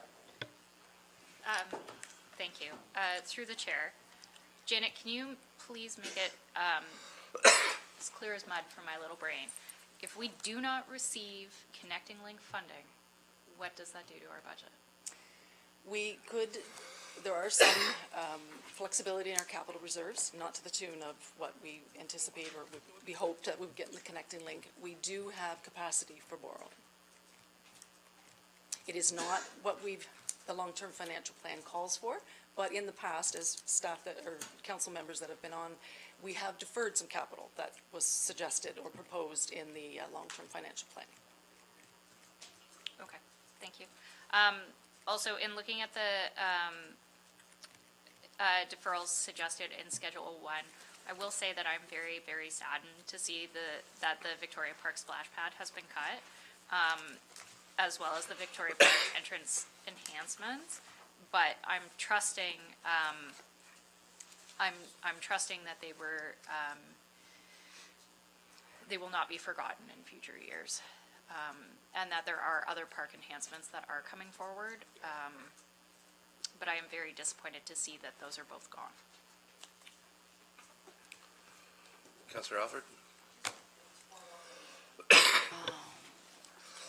To follow up on a question of Councillor Dwyer's, the 5.7, but is that OSIF funding, the 933 would come off of that, Jan? That's correct. Okay. Thank you. Your worship. Just to build on Councillor Dwyer's comments, Director Manhire, maybe if you could grab the mic, we can ask you a couple questions regarding some of the deferrals under your responsibility. So that's the list of them on the Yeah. And I guess, and just on the splash pad, and knowing, flip it, I guess 2 seasons now, we haven't had a operational wading pool in Victoria Park, and I think a fairly high demand area. $15,000 doesn't seem like an awful lot. Can you explain, what will $15,000 do towards creating a splash pad in Victoria Park? Through the chair, the project was larger than $15,000. It was, I believe, 30 is what we had in there, but a number of factors that go into the decisions around which capital projects. One is just strictly workload, how much we can actually accomplish within this year. The other is council's desire to have us come up with cost savings. So, you know, there are things that are arguably more important. Not that these are not important projects, but the other issue is the future of Victoria Park and what do we do there. So doing enhancements in an area where we may be doing remediation work in the next couple of years seemed like a good idea to hold off on those projects until we know what's going to be happening with the rest of the space. Okay, and the library renovations, I know that was something that has been in the works and some money So from last year's reserves and. Right, and again, through the chair, there's a couple of issues with that. One is the design piece that is not quite completed at this point. We do have an application going in for petroleum funding for that project. And as council, I'm sure, is aware, the provincial government has decided to cut $15 million from that project from the Trillium Fund. So our chances of getting it were low before, they're probably lower now. So coming up with the whole piece again was it's still a project that we can keep alive and keep going. It wasn't as crucial as some of the other ones on the list, and so we made a decision that giving us that year will give us planning time as well as time to source other sources of funding for the project.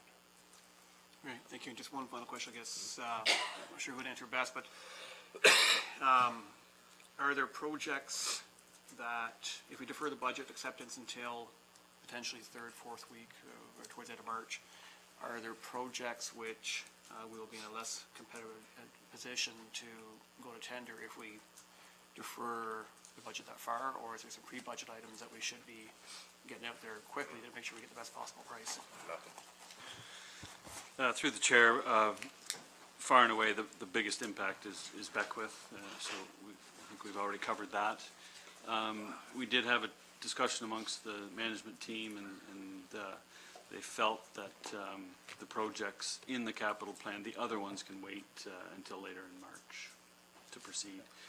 If, for some untoward reason, OMPF is not announced, we will probably come back with request for pre-budget approval on certain items, but all indications are we should have the OMPF announcement. But if I can segue into the connecting link one, I just, perhaps stating the obvious here, but for clarity, we will likely be in a position where we will be tendering that project clearly without funding announcement. We may not have even applied for funding on March 11th. So there's somewhat of a leap of faith there. But the real decision comes 5 or 6 weeks later when the tender closes and we're in a position to award that work. We may be in the unenviable position of not having a funding announcement. If we are in that position, staff will bring back financing options for you to consider at that time. I just wanted everyone to be aware of this isn't a textbook unrolling because of the delays at the provincial level, and we've covered why those delays are there, but we're trying to balance the need to get out to market and keep this moving with having certainty over funding. So as Janet had indicated, there are other avenues we can look at, but I want to be clear, they will likely involve borrowing money. It's a big project. It's $5.7 million. So, not to intimidate anyone, but that's just the reality we're facing, and we'll keep you apprised as we get more information on those two critical provincial funding streams. Councillor Alford? Nope. Councillor Allen? Yes, thank you. Mine was for, anyway. My question was in regards to when we were talking about the splash pad. Sorry to get you back there, but the health unit was shutting it down. That was my understanding. That's why it was stopped, because the amount of fluoride that had to go in by the end of the day was higher than we want children swimming in. Am I right? It's wading pools that are right. where the regulations have changed, and those regulations, unless you have a staff on hand throughout all operations at each location, it becomes impractical to actually run them. But my suggestion would be emptying it at halfway point and filling it again. I did that at Empress Sussex wading pool the summers that I was the council rep there, and the kids, one mom just came and emptied it, then they filled it again, and Again, through the chair, the chlorine levels do not last long enough for us to do that. We did that 2 years ago when we were operating 2 of the splash pads in town, and it only takes a couple of hours, or actually less than an hour, before the chlorine levels, initially they're, without getting too technical, they want them to be between 8 and 10 parts per million. A swimming pool typically is kind of 1.5, and sunlight eats up chlorine very quickly, so it becomes impractical to really have that going. And we could if we wanted to staff, but that was part of the reasoning for changing the use, so that we could have something where there would be a capital cost, but there would be a lower operating cost to provide that kind of a service. Thank you. Councillor McGuire? I think Councillor Allen has some great points on that, but I was wondering, maybe could you pump the water from the river through the pool, and if the turnover time's quick enough, are you subject to the same regulations? We are. Anything where there's you have sitting water, because there's no recirculation system in that pool. You fill it up, it's like your bathtub at home. So the second somebody goes into it, it's going to, bather load will reduce chlorine levels, as will sunlight, and all of that stuff combines to make it very labor intensive to run and impractical to run with the health regulations that are in place. So you can jump in the river, but you can't get the river water. Yeah. They do test the river water. They have different standards for river water than they do for this. It's essentially classified the same way as a swimming pool or a hot tub would be. I get that. Councillor Alford? I will share with my colleagues that I fought this battle because that wading pool and that picnic structure was built as chair of Old Home Week 2000. That's who donated the money to build that and the picnic structure. And when I realized it wasn't operating, I certainly made my presence known long before I was on council with Director Manhire, and I did investigate it. And all of those wading pools are now becoming splash pads because the health unit will not certify it safe to use. So I have a very vested interest in that wading pool being used, but I think Director Manhar has now convinced me that that's the only way that the health unit will allow it on an ongoing, sustainable basis is as a splash pad. Councillor Dwyer? I kind of think I opened a can of worms with this, but it's dawning on me that we all seem very attached to the splash pad and the idea of a splash pad at Victoria Park. And as someone who campaigned hard on improvements to our parks, can we ask that the Victoria Park splash pad be back in the budget and perhaps we cut something else? I know I'm trusting that staff has looked at all other options and this is the one to go, but I mean, it does sound like it would be a fantastic asset on the waterfront. And it's a notable improvement to the park that has been missing for several years. And the public has been quite vocal about their interest in having either that wading pool back open or some sort of asset there. Is there any opportunity to add it back in and remove something else? Through the chair again, it would take a lot of jigging. It's also a project that needs some planning work. There's no retrofit kit to turn a wading pool into a splash pad. So at this point, the idea of feeding it water from the town, for instance, operationally, the splash pad down at Lower Reach Park, for instance, costs us about $24,000 a year in water. Because it's not a recirculation system, it's a system where it just feeds town water in and out.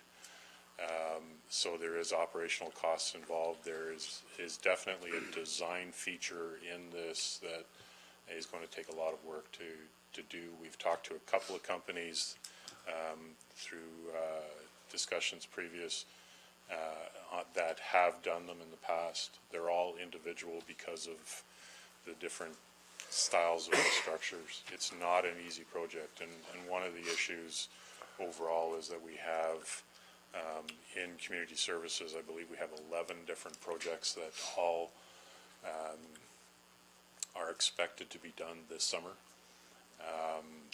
So having one that is albeit reasonably low cost, a high intensity piece of work means that there would be more than just a dollar figure coming off the other end. There would be significant projects coming off the other end because it just wouldn't have the time to be able to get to them.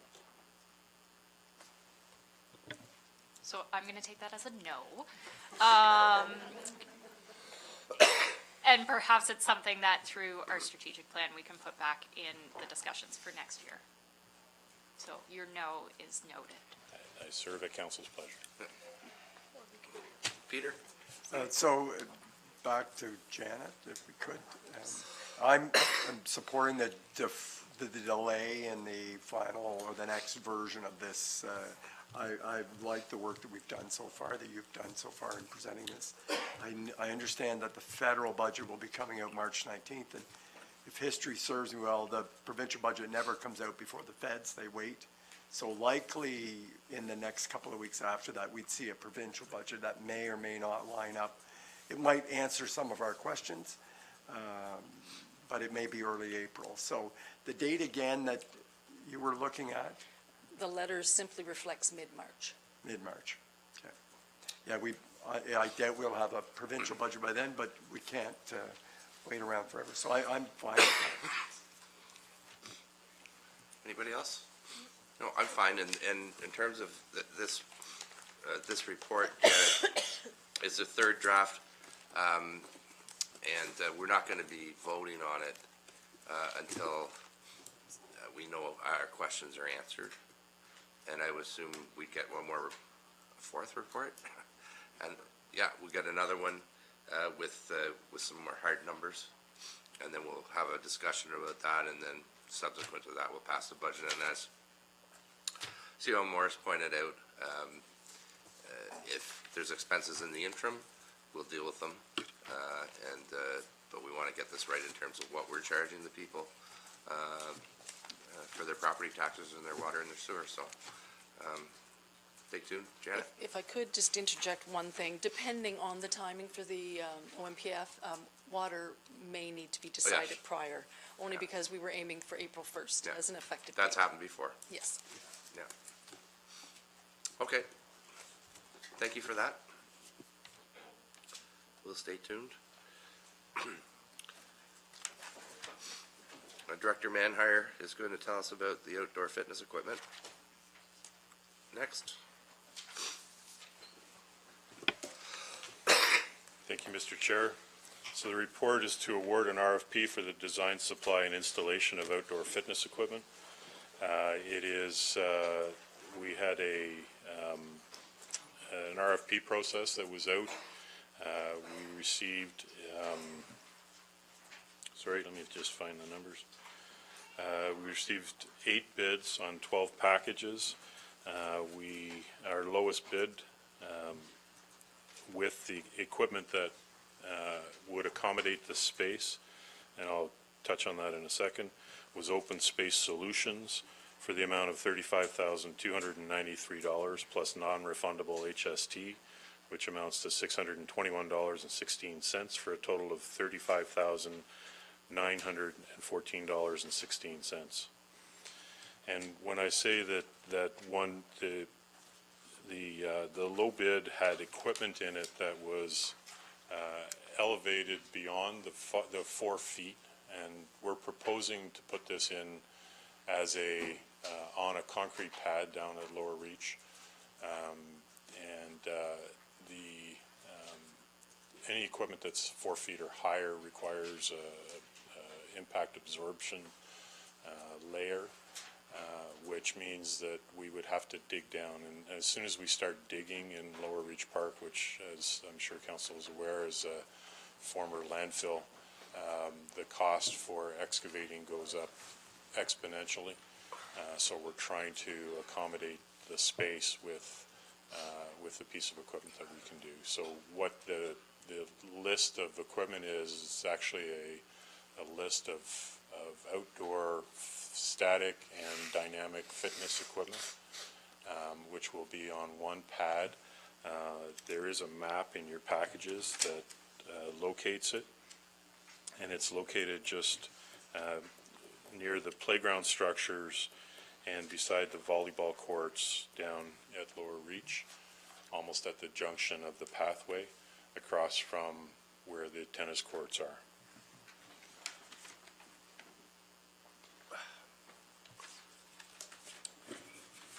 Questions? Councillor Allen? Yes, Director Manhire, I see on the picture, I think this looks great, but I see on the picture there are 2 volleyball courts that say new. Are we putting cement pads in for volleyball? No, sorry, it's just a design piece from engineering. I don't get your hopes up. I was all excited. We will be doing, there's a number of projects that we are doing down at Lower Reach, but a volleyball court, not a new volleyball court, is not one of them, sorry. All right, I'll hang up my volleyball. So this is one stage of a 2-stage project. We will be putting out either tenders or a bid process for the concrete pad that this equipment will be installed on. We require a 6-inch pad, and the engineering for that may require some excavating, but we're trying to avoid that so that we can keep the cost down. I also wanted to let people know that the funding for this project is a carryover from 2018, but there's $67,000 total in the project. $47,000 of that came from the town, and $20,000 came from a donation from the Urban Jungle through their 3 years of running their event. Mayor Panko? Art, look at the equipment. So the pad is concrete. Is there any rubberized surface like there would be on the tennis courts, or is it painted, or is it just plain concrete? It'll be brushed concrete so that it's not a slippery surface, and we do have the option of painting that surface if we would like. Okay. I guess just two thoughts, two concerns. I guess one, very hot. I think in midsummer days, there's no shade, no shelter at that spot. So I mean, it might be great to use it in the evenings and in the mornings. Might be really hot in the middle of the day. Was there any thought given to moving it just a little bit south, where there's that clump? There's 3 trees and sort of space in between. There was, and it's an area that's very popular with people that picnic, and we also do our fireworks off of that area. So we certainly could move the fireworks, but we felt that it was a well-used public space, and this one was more open and kind of no man's land between features in the park. And then the black seats and stuff too. The same thought. I mean, try and sit on that if it's. We can pick colors through this process. This was just a schematic for us. And same thing with the color. It could be our blue. It can be our blues and. Okay. Thank you. Councillor Dwyer. Thank you. I have several questions. One, Art, or perhaps Janet, can you explain to me what would happen if we don't commit the funds to this project that had been pre-committed from 2018? If we don't move the project forward, what happens to those reserve funds? I assume we would have to give the donation back if we didn't do it, and I don't know the 47,000 comes from. It's tax reserve, tax. It was from tax. So it is from taxes. So it is certainly an option for council not to continue with the project. Okay, perfect. Thank you. I think your analogy that you used when you referred to it as a bit of a no man's land down there is an apt one, and I'm really disappointed in this project in a lot of ways. I think the practicality that Mayor Pankow speaks of is a valid one. I thought the original plan for this equipment was to be dispersed through a circuit through the park so that you would wander between the pieces and complete a circuit. So I was very surprised when I saw a concrete pad orphaned in the middle of the landscape. I don't feel like this is a good use of resources, and I understand that there was a very kind donation behind this for an intended purpose, and I have the utmost respect for the individual who spent his time volunteering to contribute to this way. But when I look at the total cost of this project, I don't know that it's a wise choice for us to commit the funds on our behalf for the $20,000 donation to make this possible. Perhaps with more thoughtful design, but I know that's going to result in new tendering, which adds time. I'm more inclined to just not proceed at all, quite frankly, but I could be outvoted by my colleagues. Mr. Chair, two things. One is that in discussing this with the manufacturers at Pro, none of them recommended the old circuit type system that this actually replaces. So we had a log circuit system that was set up by Participation in the 70s. And at that point, the logic was that you bring people along a pathway and they have different outlets along that way. None of the manufacturers recommended that as a strategy for this, which is why we went to the single path. Any other questions? Well, I hear what Councillor Dwyer is saying. However, I think it's great to have that down at Lower Reach, and you know, I really don't like to actually throw away $20,000 when someone has had a vision that wanted to make a contribution to the community. I think the equipment that was there from the old 70s. Of course, had to go. So now there's an opportunity for people to, and it looks, can I just ask you,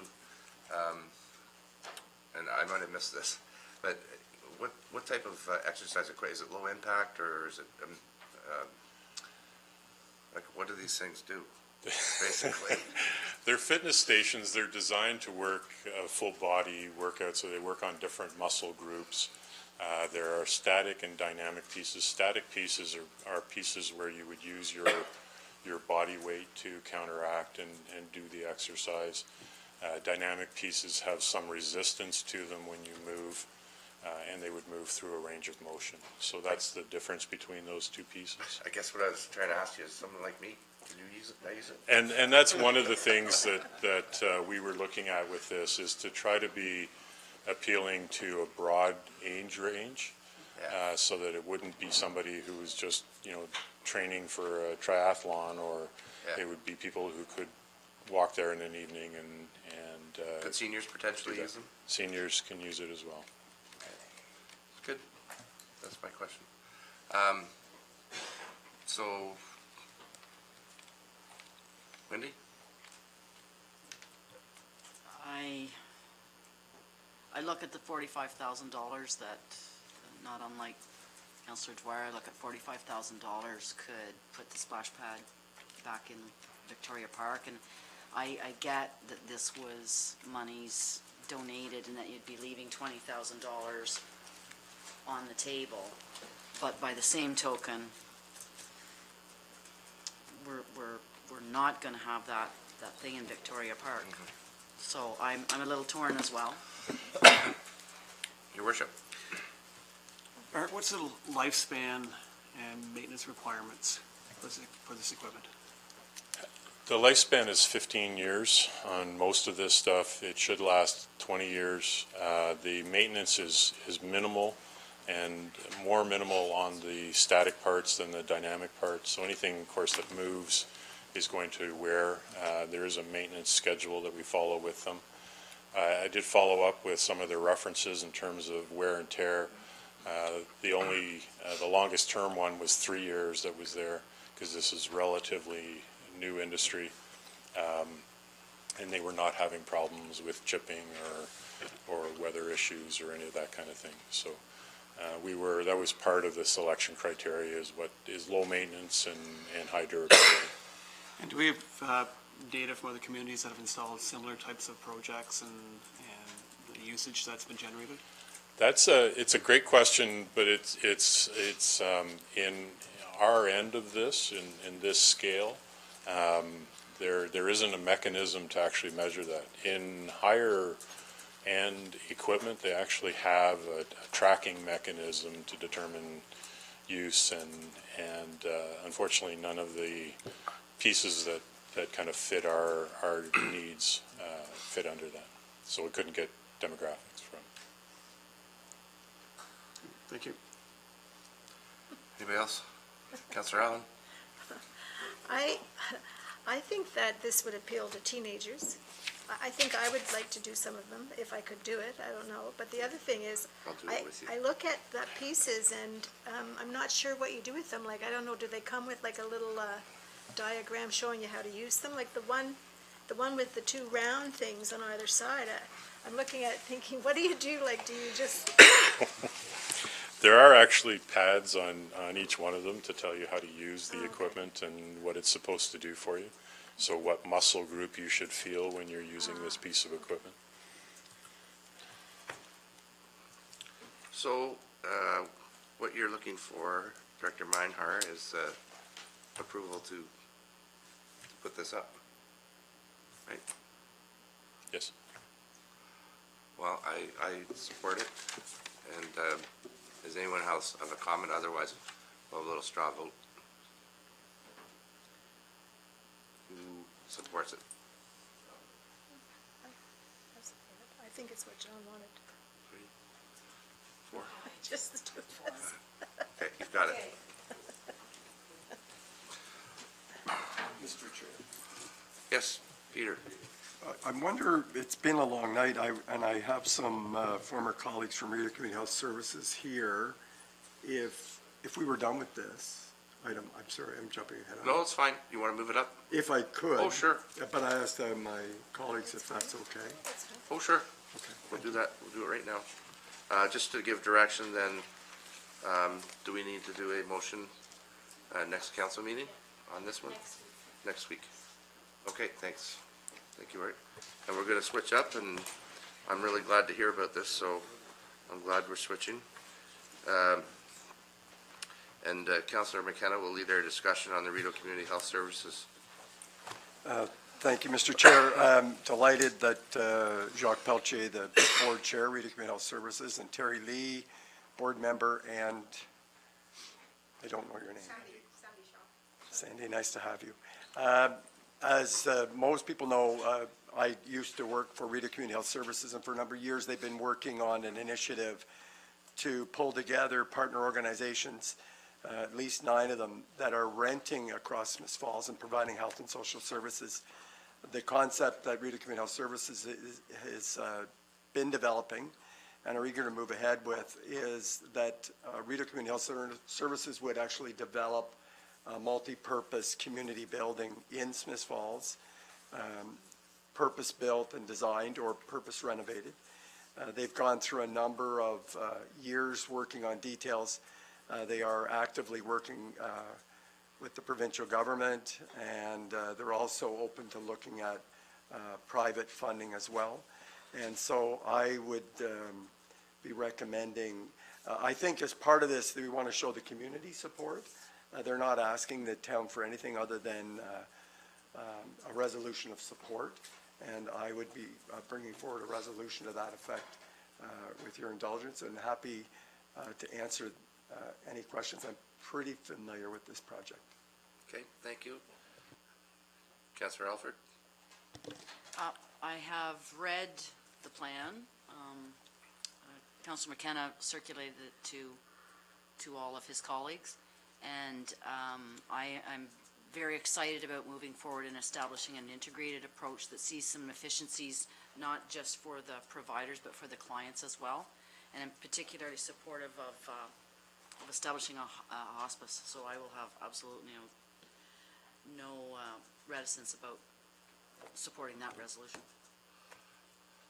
I did forget to mention the residential hospice, the first of its kind between Kingston and Ottawa, that is being proposed to the LIN, the Local Health Integration Network, that exists today, has been very supportive and encouraging of Reading Community Health Services of developing this.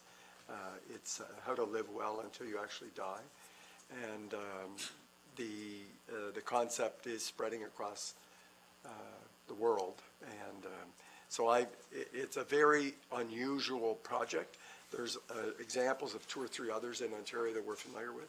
This is a very, and Councillor Alford's right, it's not just co-location. We're actually talking about not necessarily merging organizations, but a very integrated approach to delivering services. One-stop shopping. Councillor Allen? No, I think this is wonderful. I think it's very needed in our community, and I'm so happy that it's going to be here, and I thank Peter for his work in bringing this forward. I'm looking forward to this. I think it will be very well used and serve us well. I agree completely. I think our community is going through a real renaissance, and this is something that's going to help serve the needs of our community for decades to come in a much more efficient, I guess, collaborative manner. So I guess congratulations to everybody involved, and you have our support any way we can provide it. Yeah, absolutely, and this is huge news.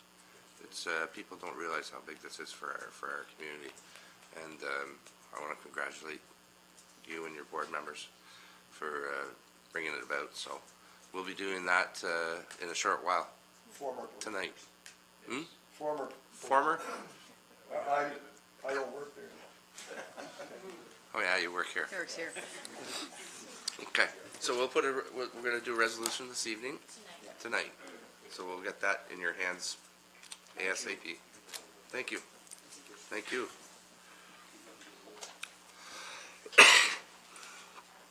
I'm going to circle back to Director Manhire again for the pedestrian bridges report.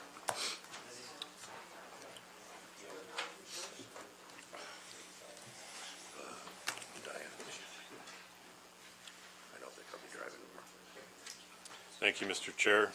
Yeah, before your report, looking for awarding contract for design, supply, and installation of pedestrian bridges across the river in the Victoria Park Basin. Go into some of the history of this. Back to 2014, the spring runoff washed out Turtle Island, severely compromised the integrity of 3 pedestrian bridges connecting Lombard Street area of town, and the downtown core for pedestrians. At that point, the abutments were undermined and structures shifted on their bases. So we had shut, there had been, that caused us some concern. And so we've circled back with the two authorities that could, VCA and Parks Canada. It's a waterway issue, so it is Parks Canada controlled. And RVCA from an environmental and water perspective on one side of Turtle Island.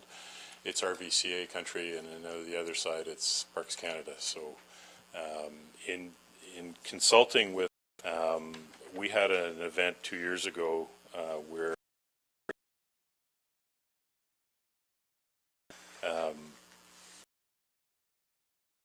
in May, where it shows that the structure and Turtle Island is virtually underwater other than the trees and some of the rocks.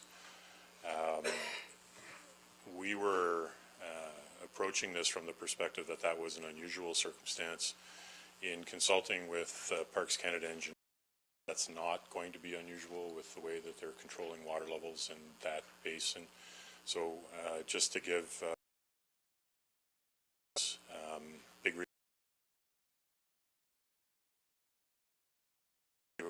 channel that's 42 meters wide in Smiths Falls. So whenever there's high water levels in that area, they control that. They're facing significant in other places down with their issue. And let's find something that we can put in that will serve our purpose and be safe as consultation. We determined for that would be 121.5 meters above sea level, which is just gives us a bearing to see how high the structure would need to be across that river. So to give you an idea, it is essentially at the sidewalk is outside of where the water treatment plant is.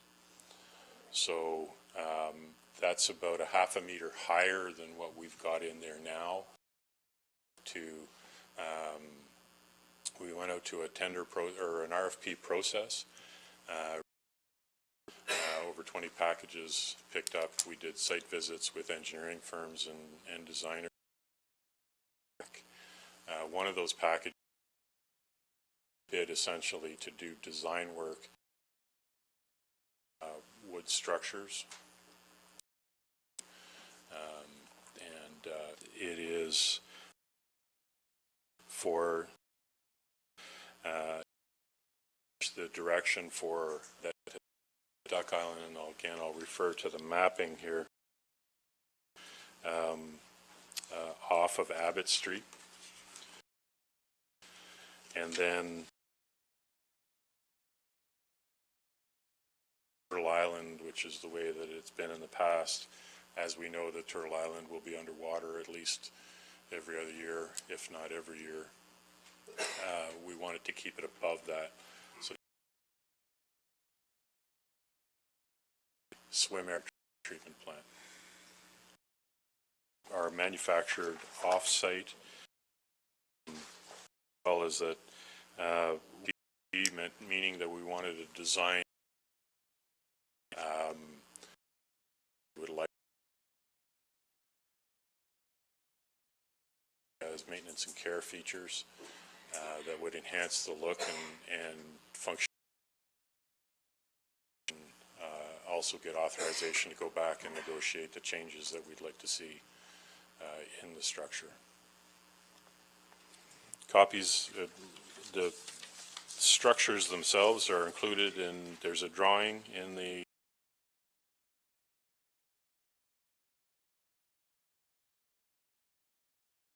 so it will go up and over. There's a likeness on one of the attachments, this one here,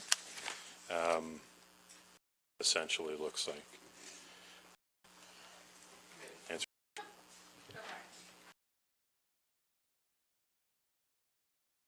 To get that half meter up with, or leveled out, it will be a maximum of 1 in 12. Turtle Island, which is essentially to have some So, for June. when the snow,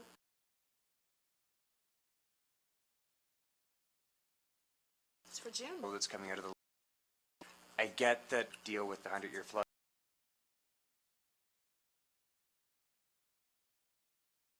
Or whatever the design is for it's going to be down the line. When we did encounter those, we put riprap all over most vulnerable. It's a very interesting 200 cubic meters per second. In a 40 of the river.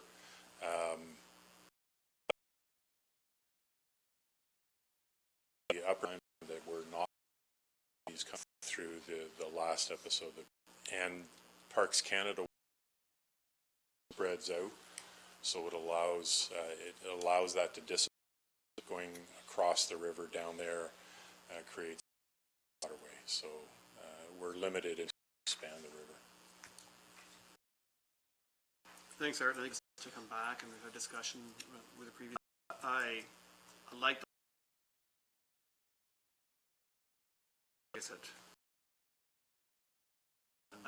diagram showing it going over from. It will go from there, I assume, over to. If it's truly a pedestrian from there, so it has some thought given to enabling the, I guess from a pedestrian linkages standpoint, have it to get onto a sidewalk, go to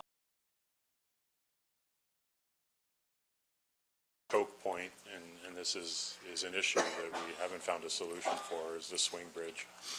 And, you know, we contemplated having a cantilever pedestrian walkway across that, but obviously that's a challenge in terms of functionality of the spring bridge.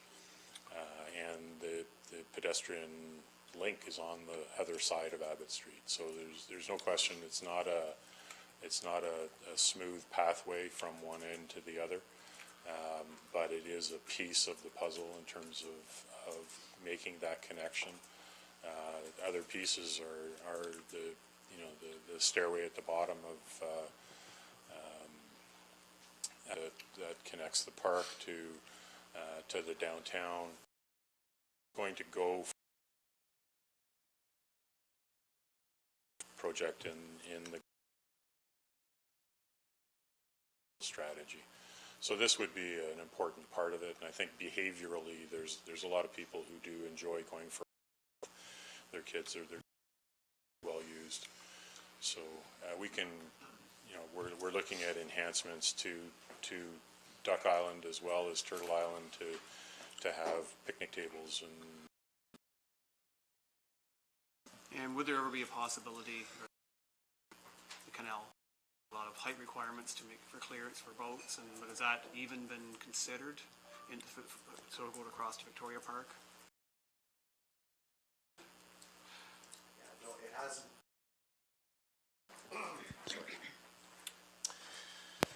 I think introducing any new crossing over the active canal is going to be a very complex Canada. The bench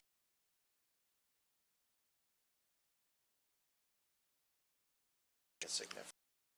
Is a bridge to Duck Island, and not it'd be difficult to enable anything further than that, whether it was to get across to the sidewalk. So for the most part, it's access to Duck Island, what we're looking at here. Through the chair, I mean, Parks Canada, but on Abbott Street, a fixed bridge to add, certainly not looked at. Certainly a discussion. Swing bridge can be altered to add a sidewalk on the other version. That we certainly should ask Parks Canada if that. It is a heritage structure as well, so Thank you. I know, Councillor McCann, I'm gonna connections and bridges, but we need to be, so, and, you know, of a bridge that failed, and, we're not dealing with it, so.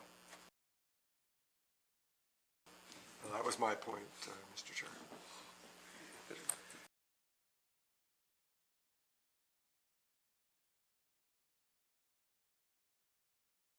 Council's lead on that one, so I don't, bike lanes, we need to look at the walking, at the end of the day. I think it's a good project. Okay, so, for Director Manhire.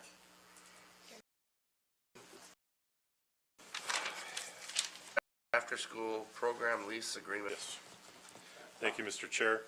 So, and this through the school year, and what for us to decommission the building, decrease our footprint, maintaining it, and it has the added benefit. Mr. Alfred? There is in the infant care, in before and after school, in this. Just when we're talking about mothballing Thurber Street, more and more families come into town Of moving and the equipment at Thurber Street, that we then have a license at this point, cost us too much to maintain. Thank you. Through the chair, we do not offer infant care. 18 months is considered infant care. To offering infant care. Everyone knows the challenge with infant care is the cost for the service, and the 3 does go up there. We the space at Thurber Street for infant care, enough demand, and there the manager there is that as demand grows, we're putting ourselves in a. And just to follow up, signing the lease to move the program into DJ Schooler, we are not agreeing to any long-term plans for the Thurber Street facility, and there will still be heat on in the building. My concern is that if we shut the heat off completely, it's just going to rot. No, we're going to take care of the asset, and okay. The temperature enough that it's not going to damage the building or the contents. This is council going to within kind of this fiscal year? I can't that space to allow us to activate that license when and if the certainly as we're seeing in the growth, you know, we heard from Tweed X number of people that are working at the Tweed. We're certainly seeing that the school is of time before it gets for us to actually go in and provide that service. Back to council, of course, for Councillor Allen? On staff at DJ School, it's not, yes, not going to be a surprise to them. No, it is actually, I mean, we have a good relationship with them. As I'm sure council knows, local support for the program. It'll be easier for the children because the children and the parents and line it up to the academic year with a renewal. Everybody's fine with this? Okay, thank you. Direction will be next week. You can appreciate it's an extremely large time to fully read next week one portion of the document program committee and to act as and the reason that this has been requested, as this council wrote the deputy mayor program, and in the event of critical things is the alternate position to be able to staff. That's their recommendation. Council will support that. A volunteer? Sure. Yeah. So I was going to suggest that side of the table that possibly Councillor McKenna might entertain. We're asking whether or not he was interested. Offer confidence in the mayor being around and whatever coming up. If that's something council wants, I'd be step in as needed.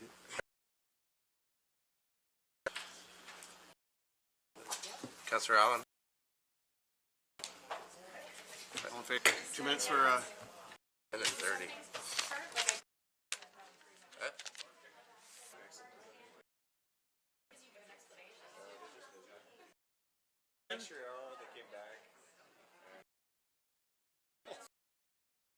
no, sorry.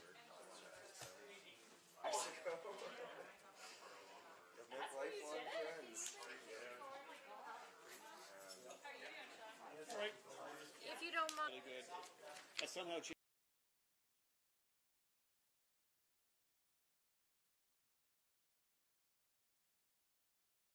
James gets these really good marks even though he doesn't keep putting the effort in. Yeah.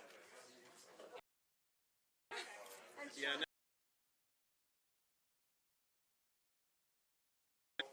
So everybody should have Have you got the access to the portal and stuff for the hospital board for no? Okay. Fine. Still can be engaged in conversation. Peter. Okay.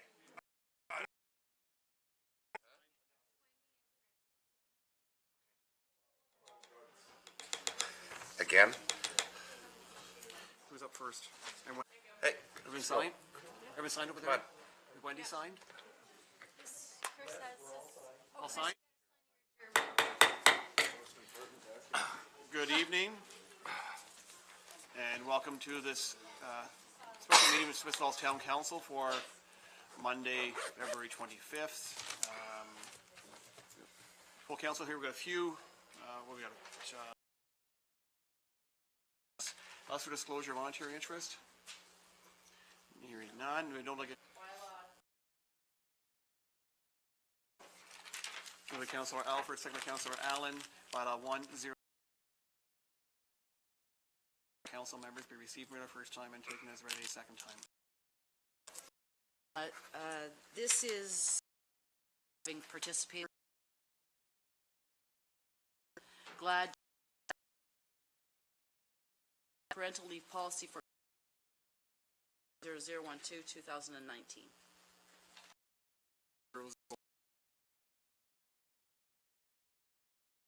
Sealed and numbered 1-0 in favor. Motion is carried. Myself and seconded by Lorraine. That counts the proposal from integrated health services facility to be built. Understood that the integrated health facility and further that the facility will include the development of a residential hospice, first of its kind in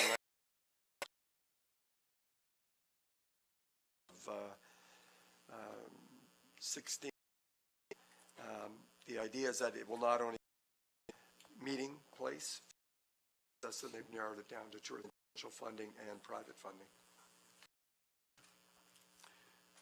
I'll call the question. Community health services integrated facility will be, and that it is understood that. All in favor? Carried. The emergency plan. Discussion, Councillor Dwyer, please. Our fire chief, chief evening that we had to assign an alternate to our emergency. Inquiries or announcements?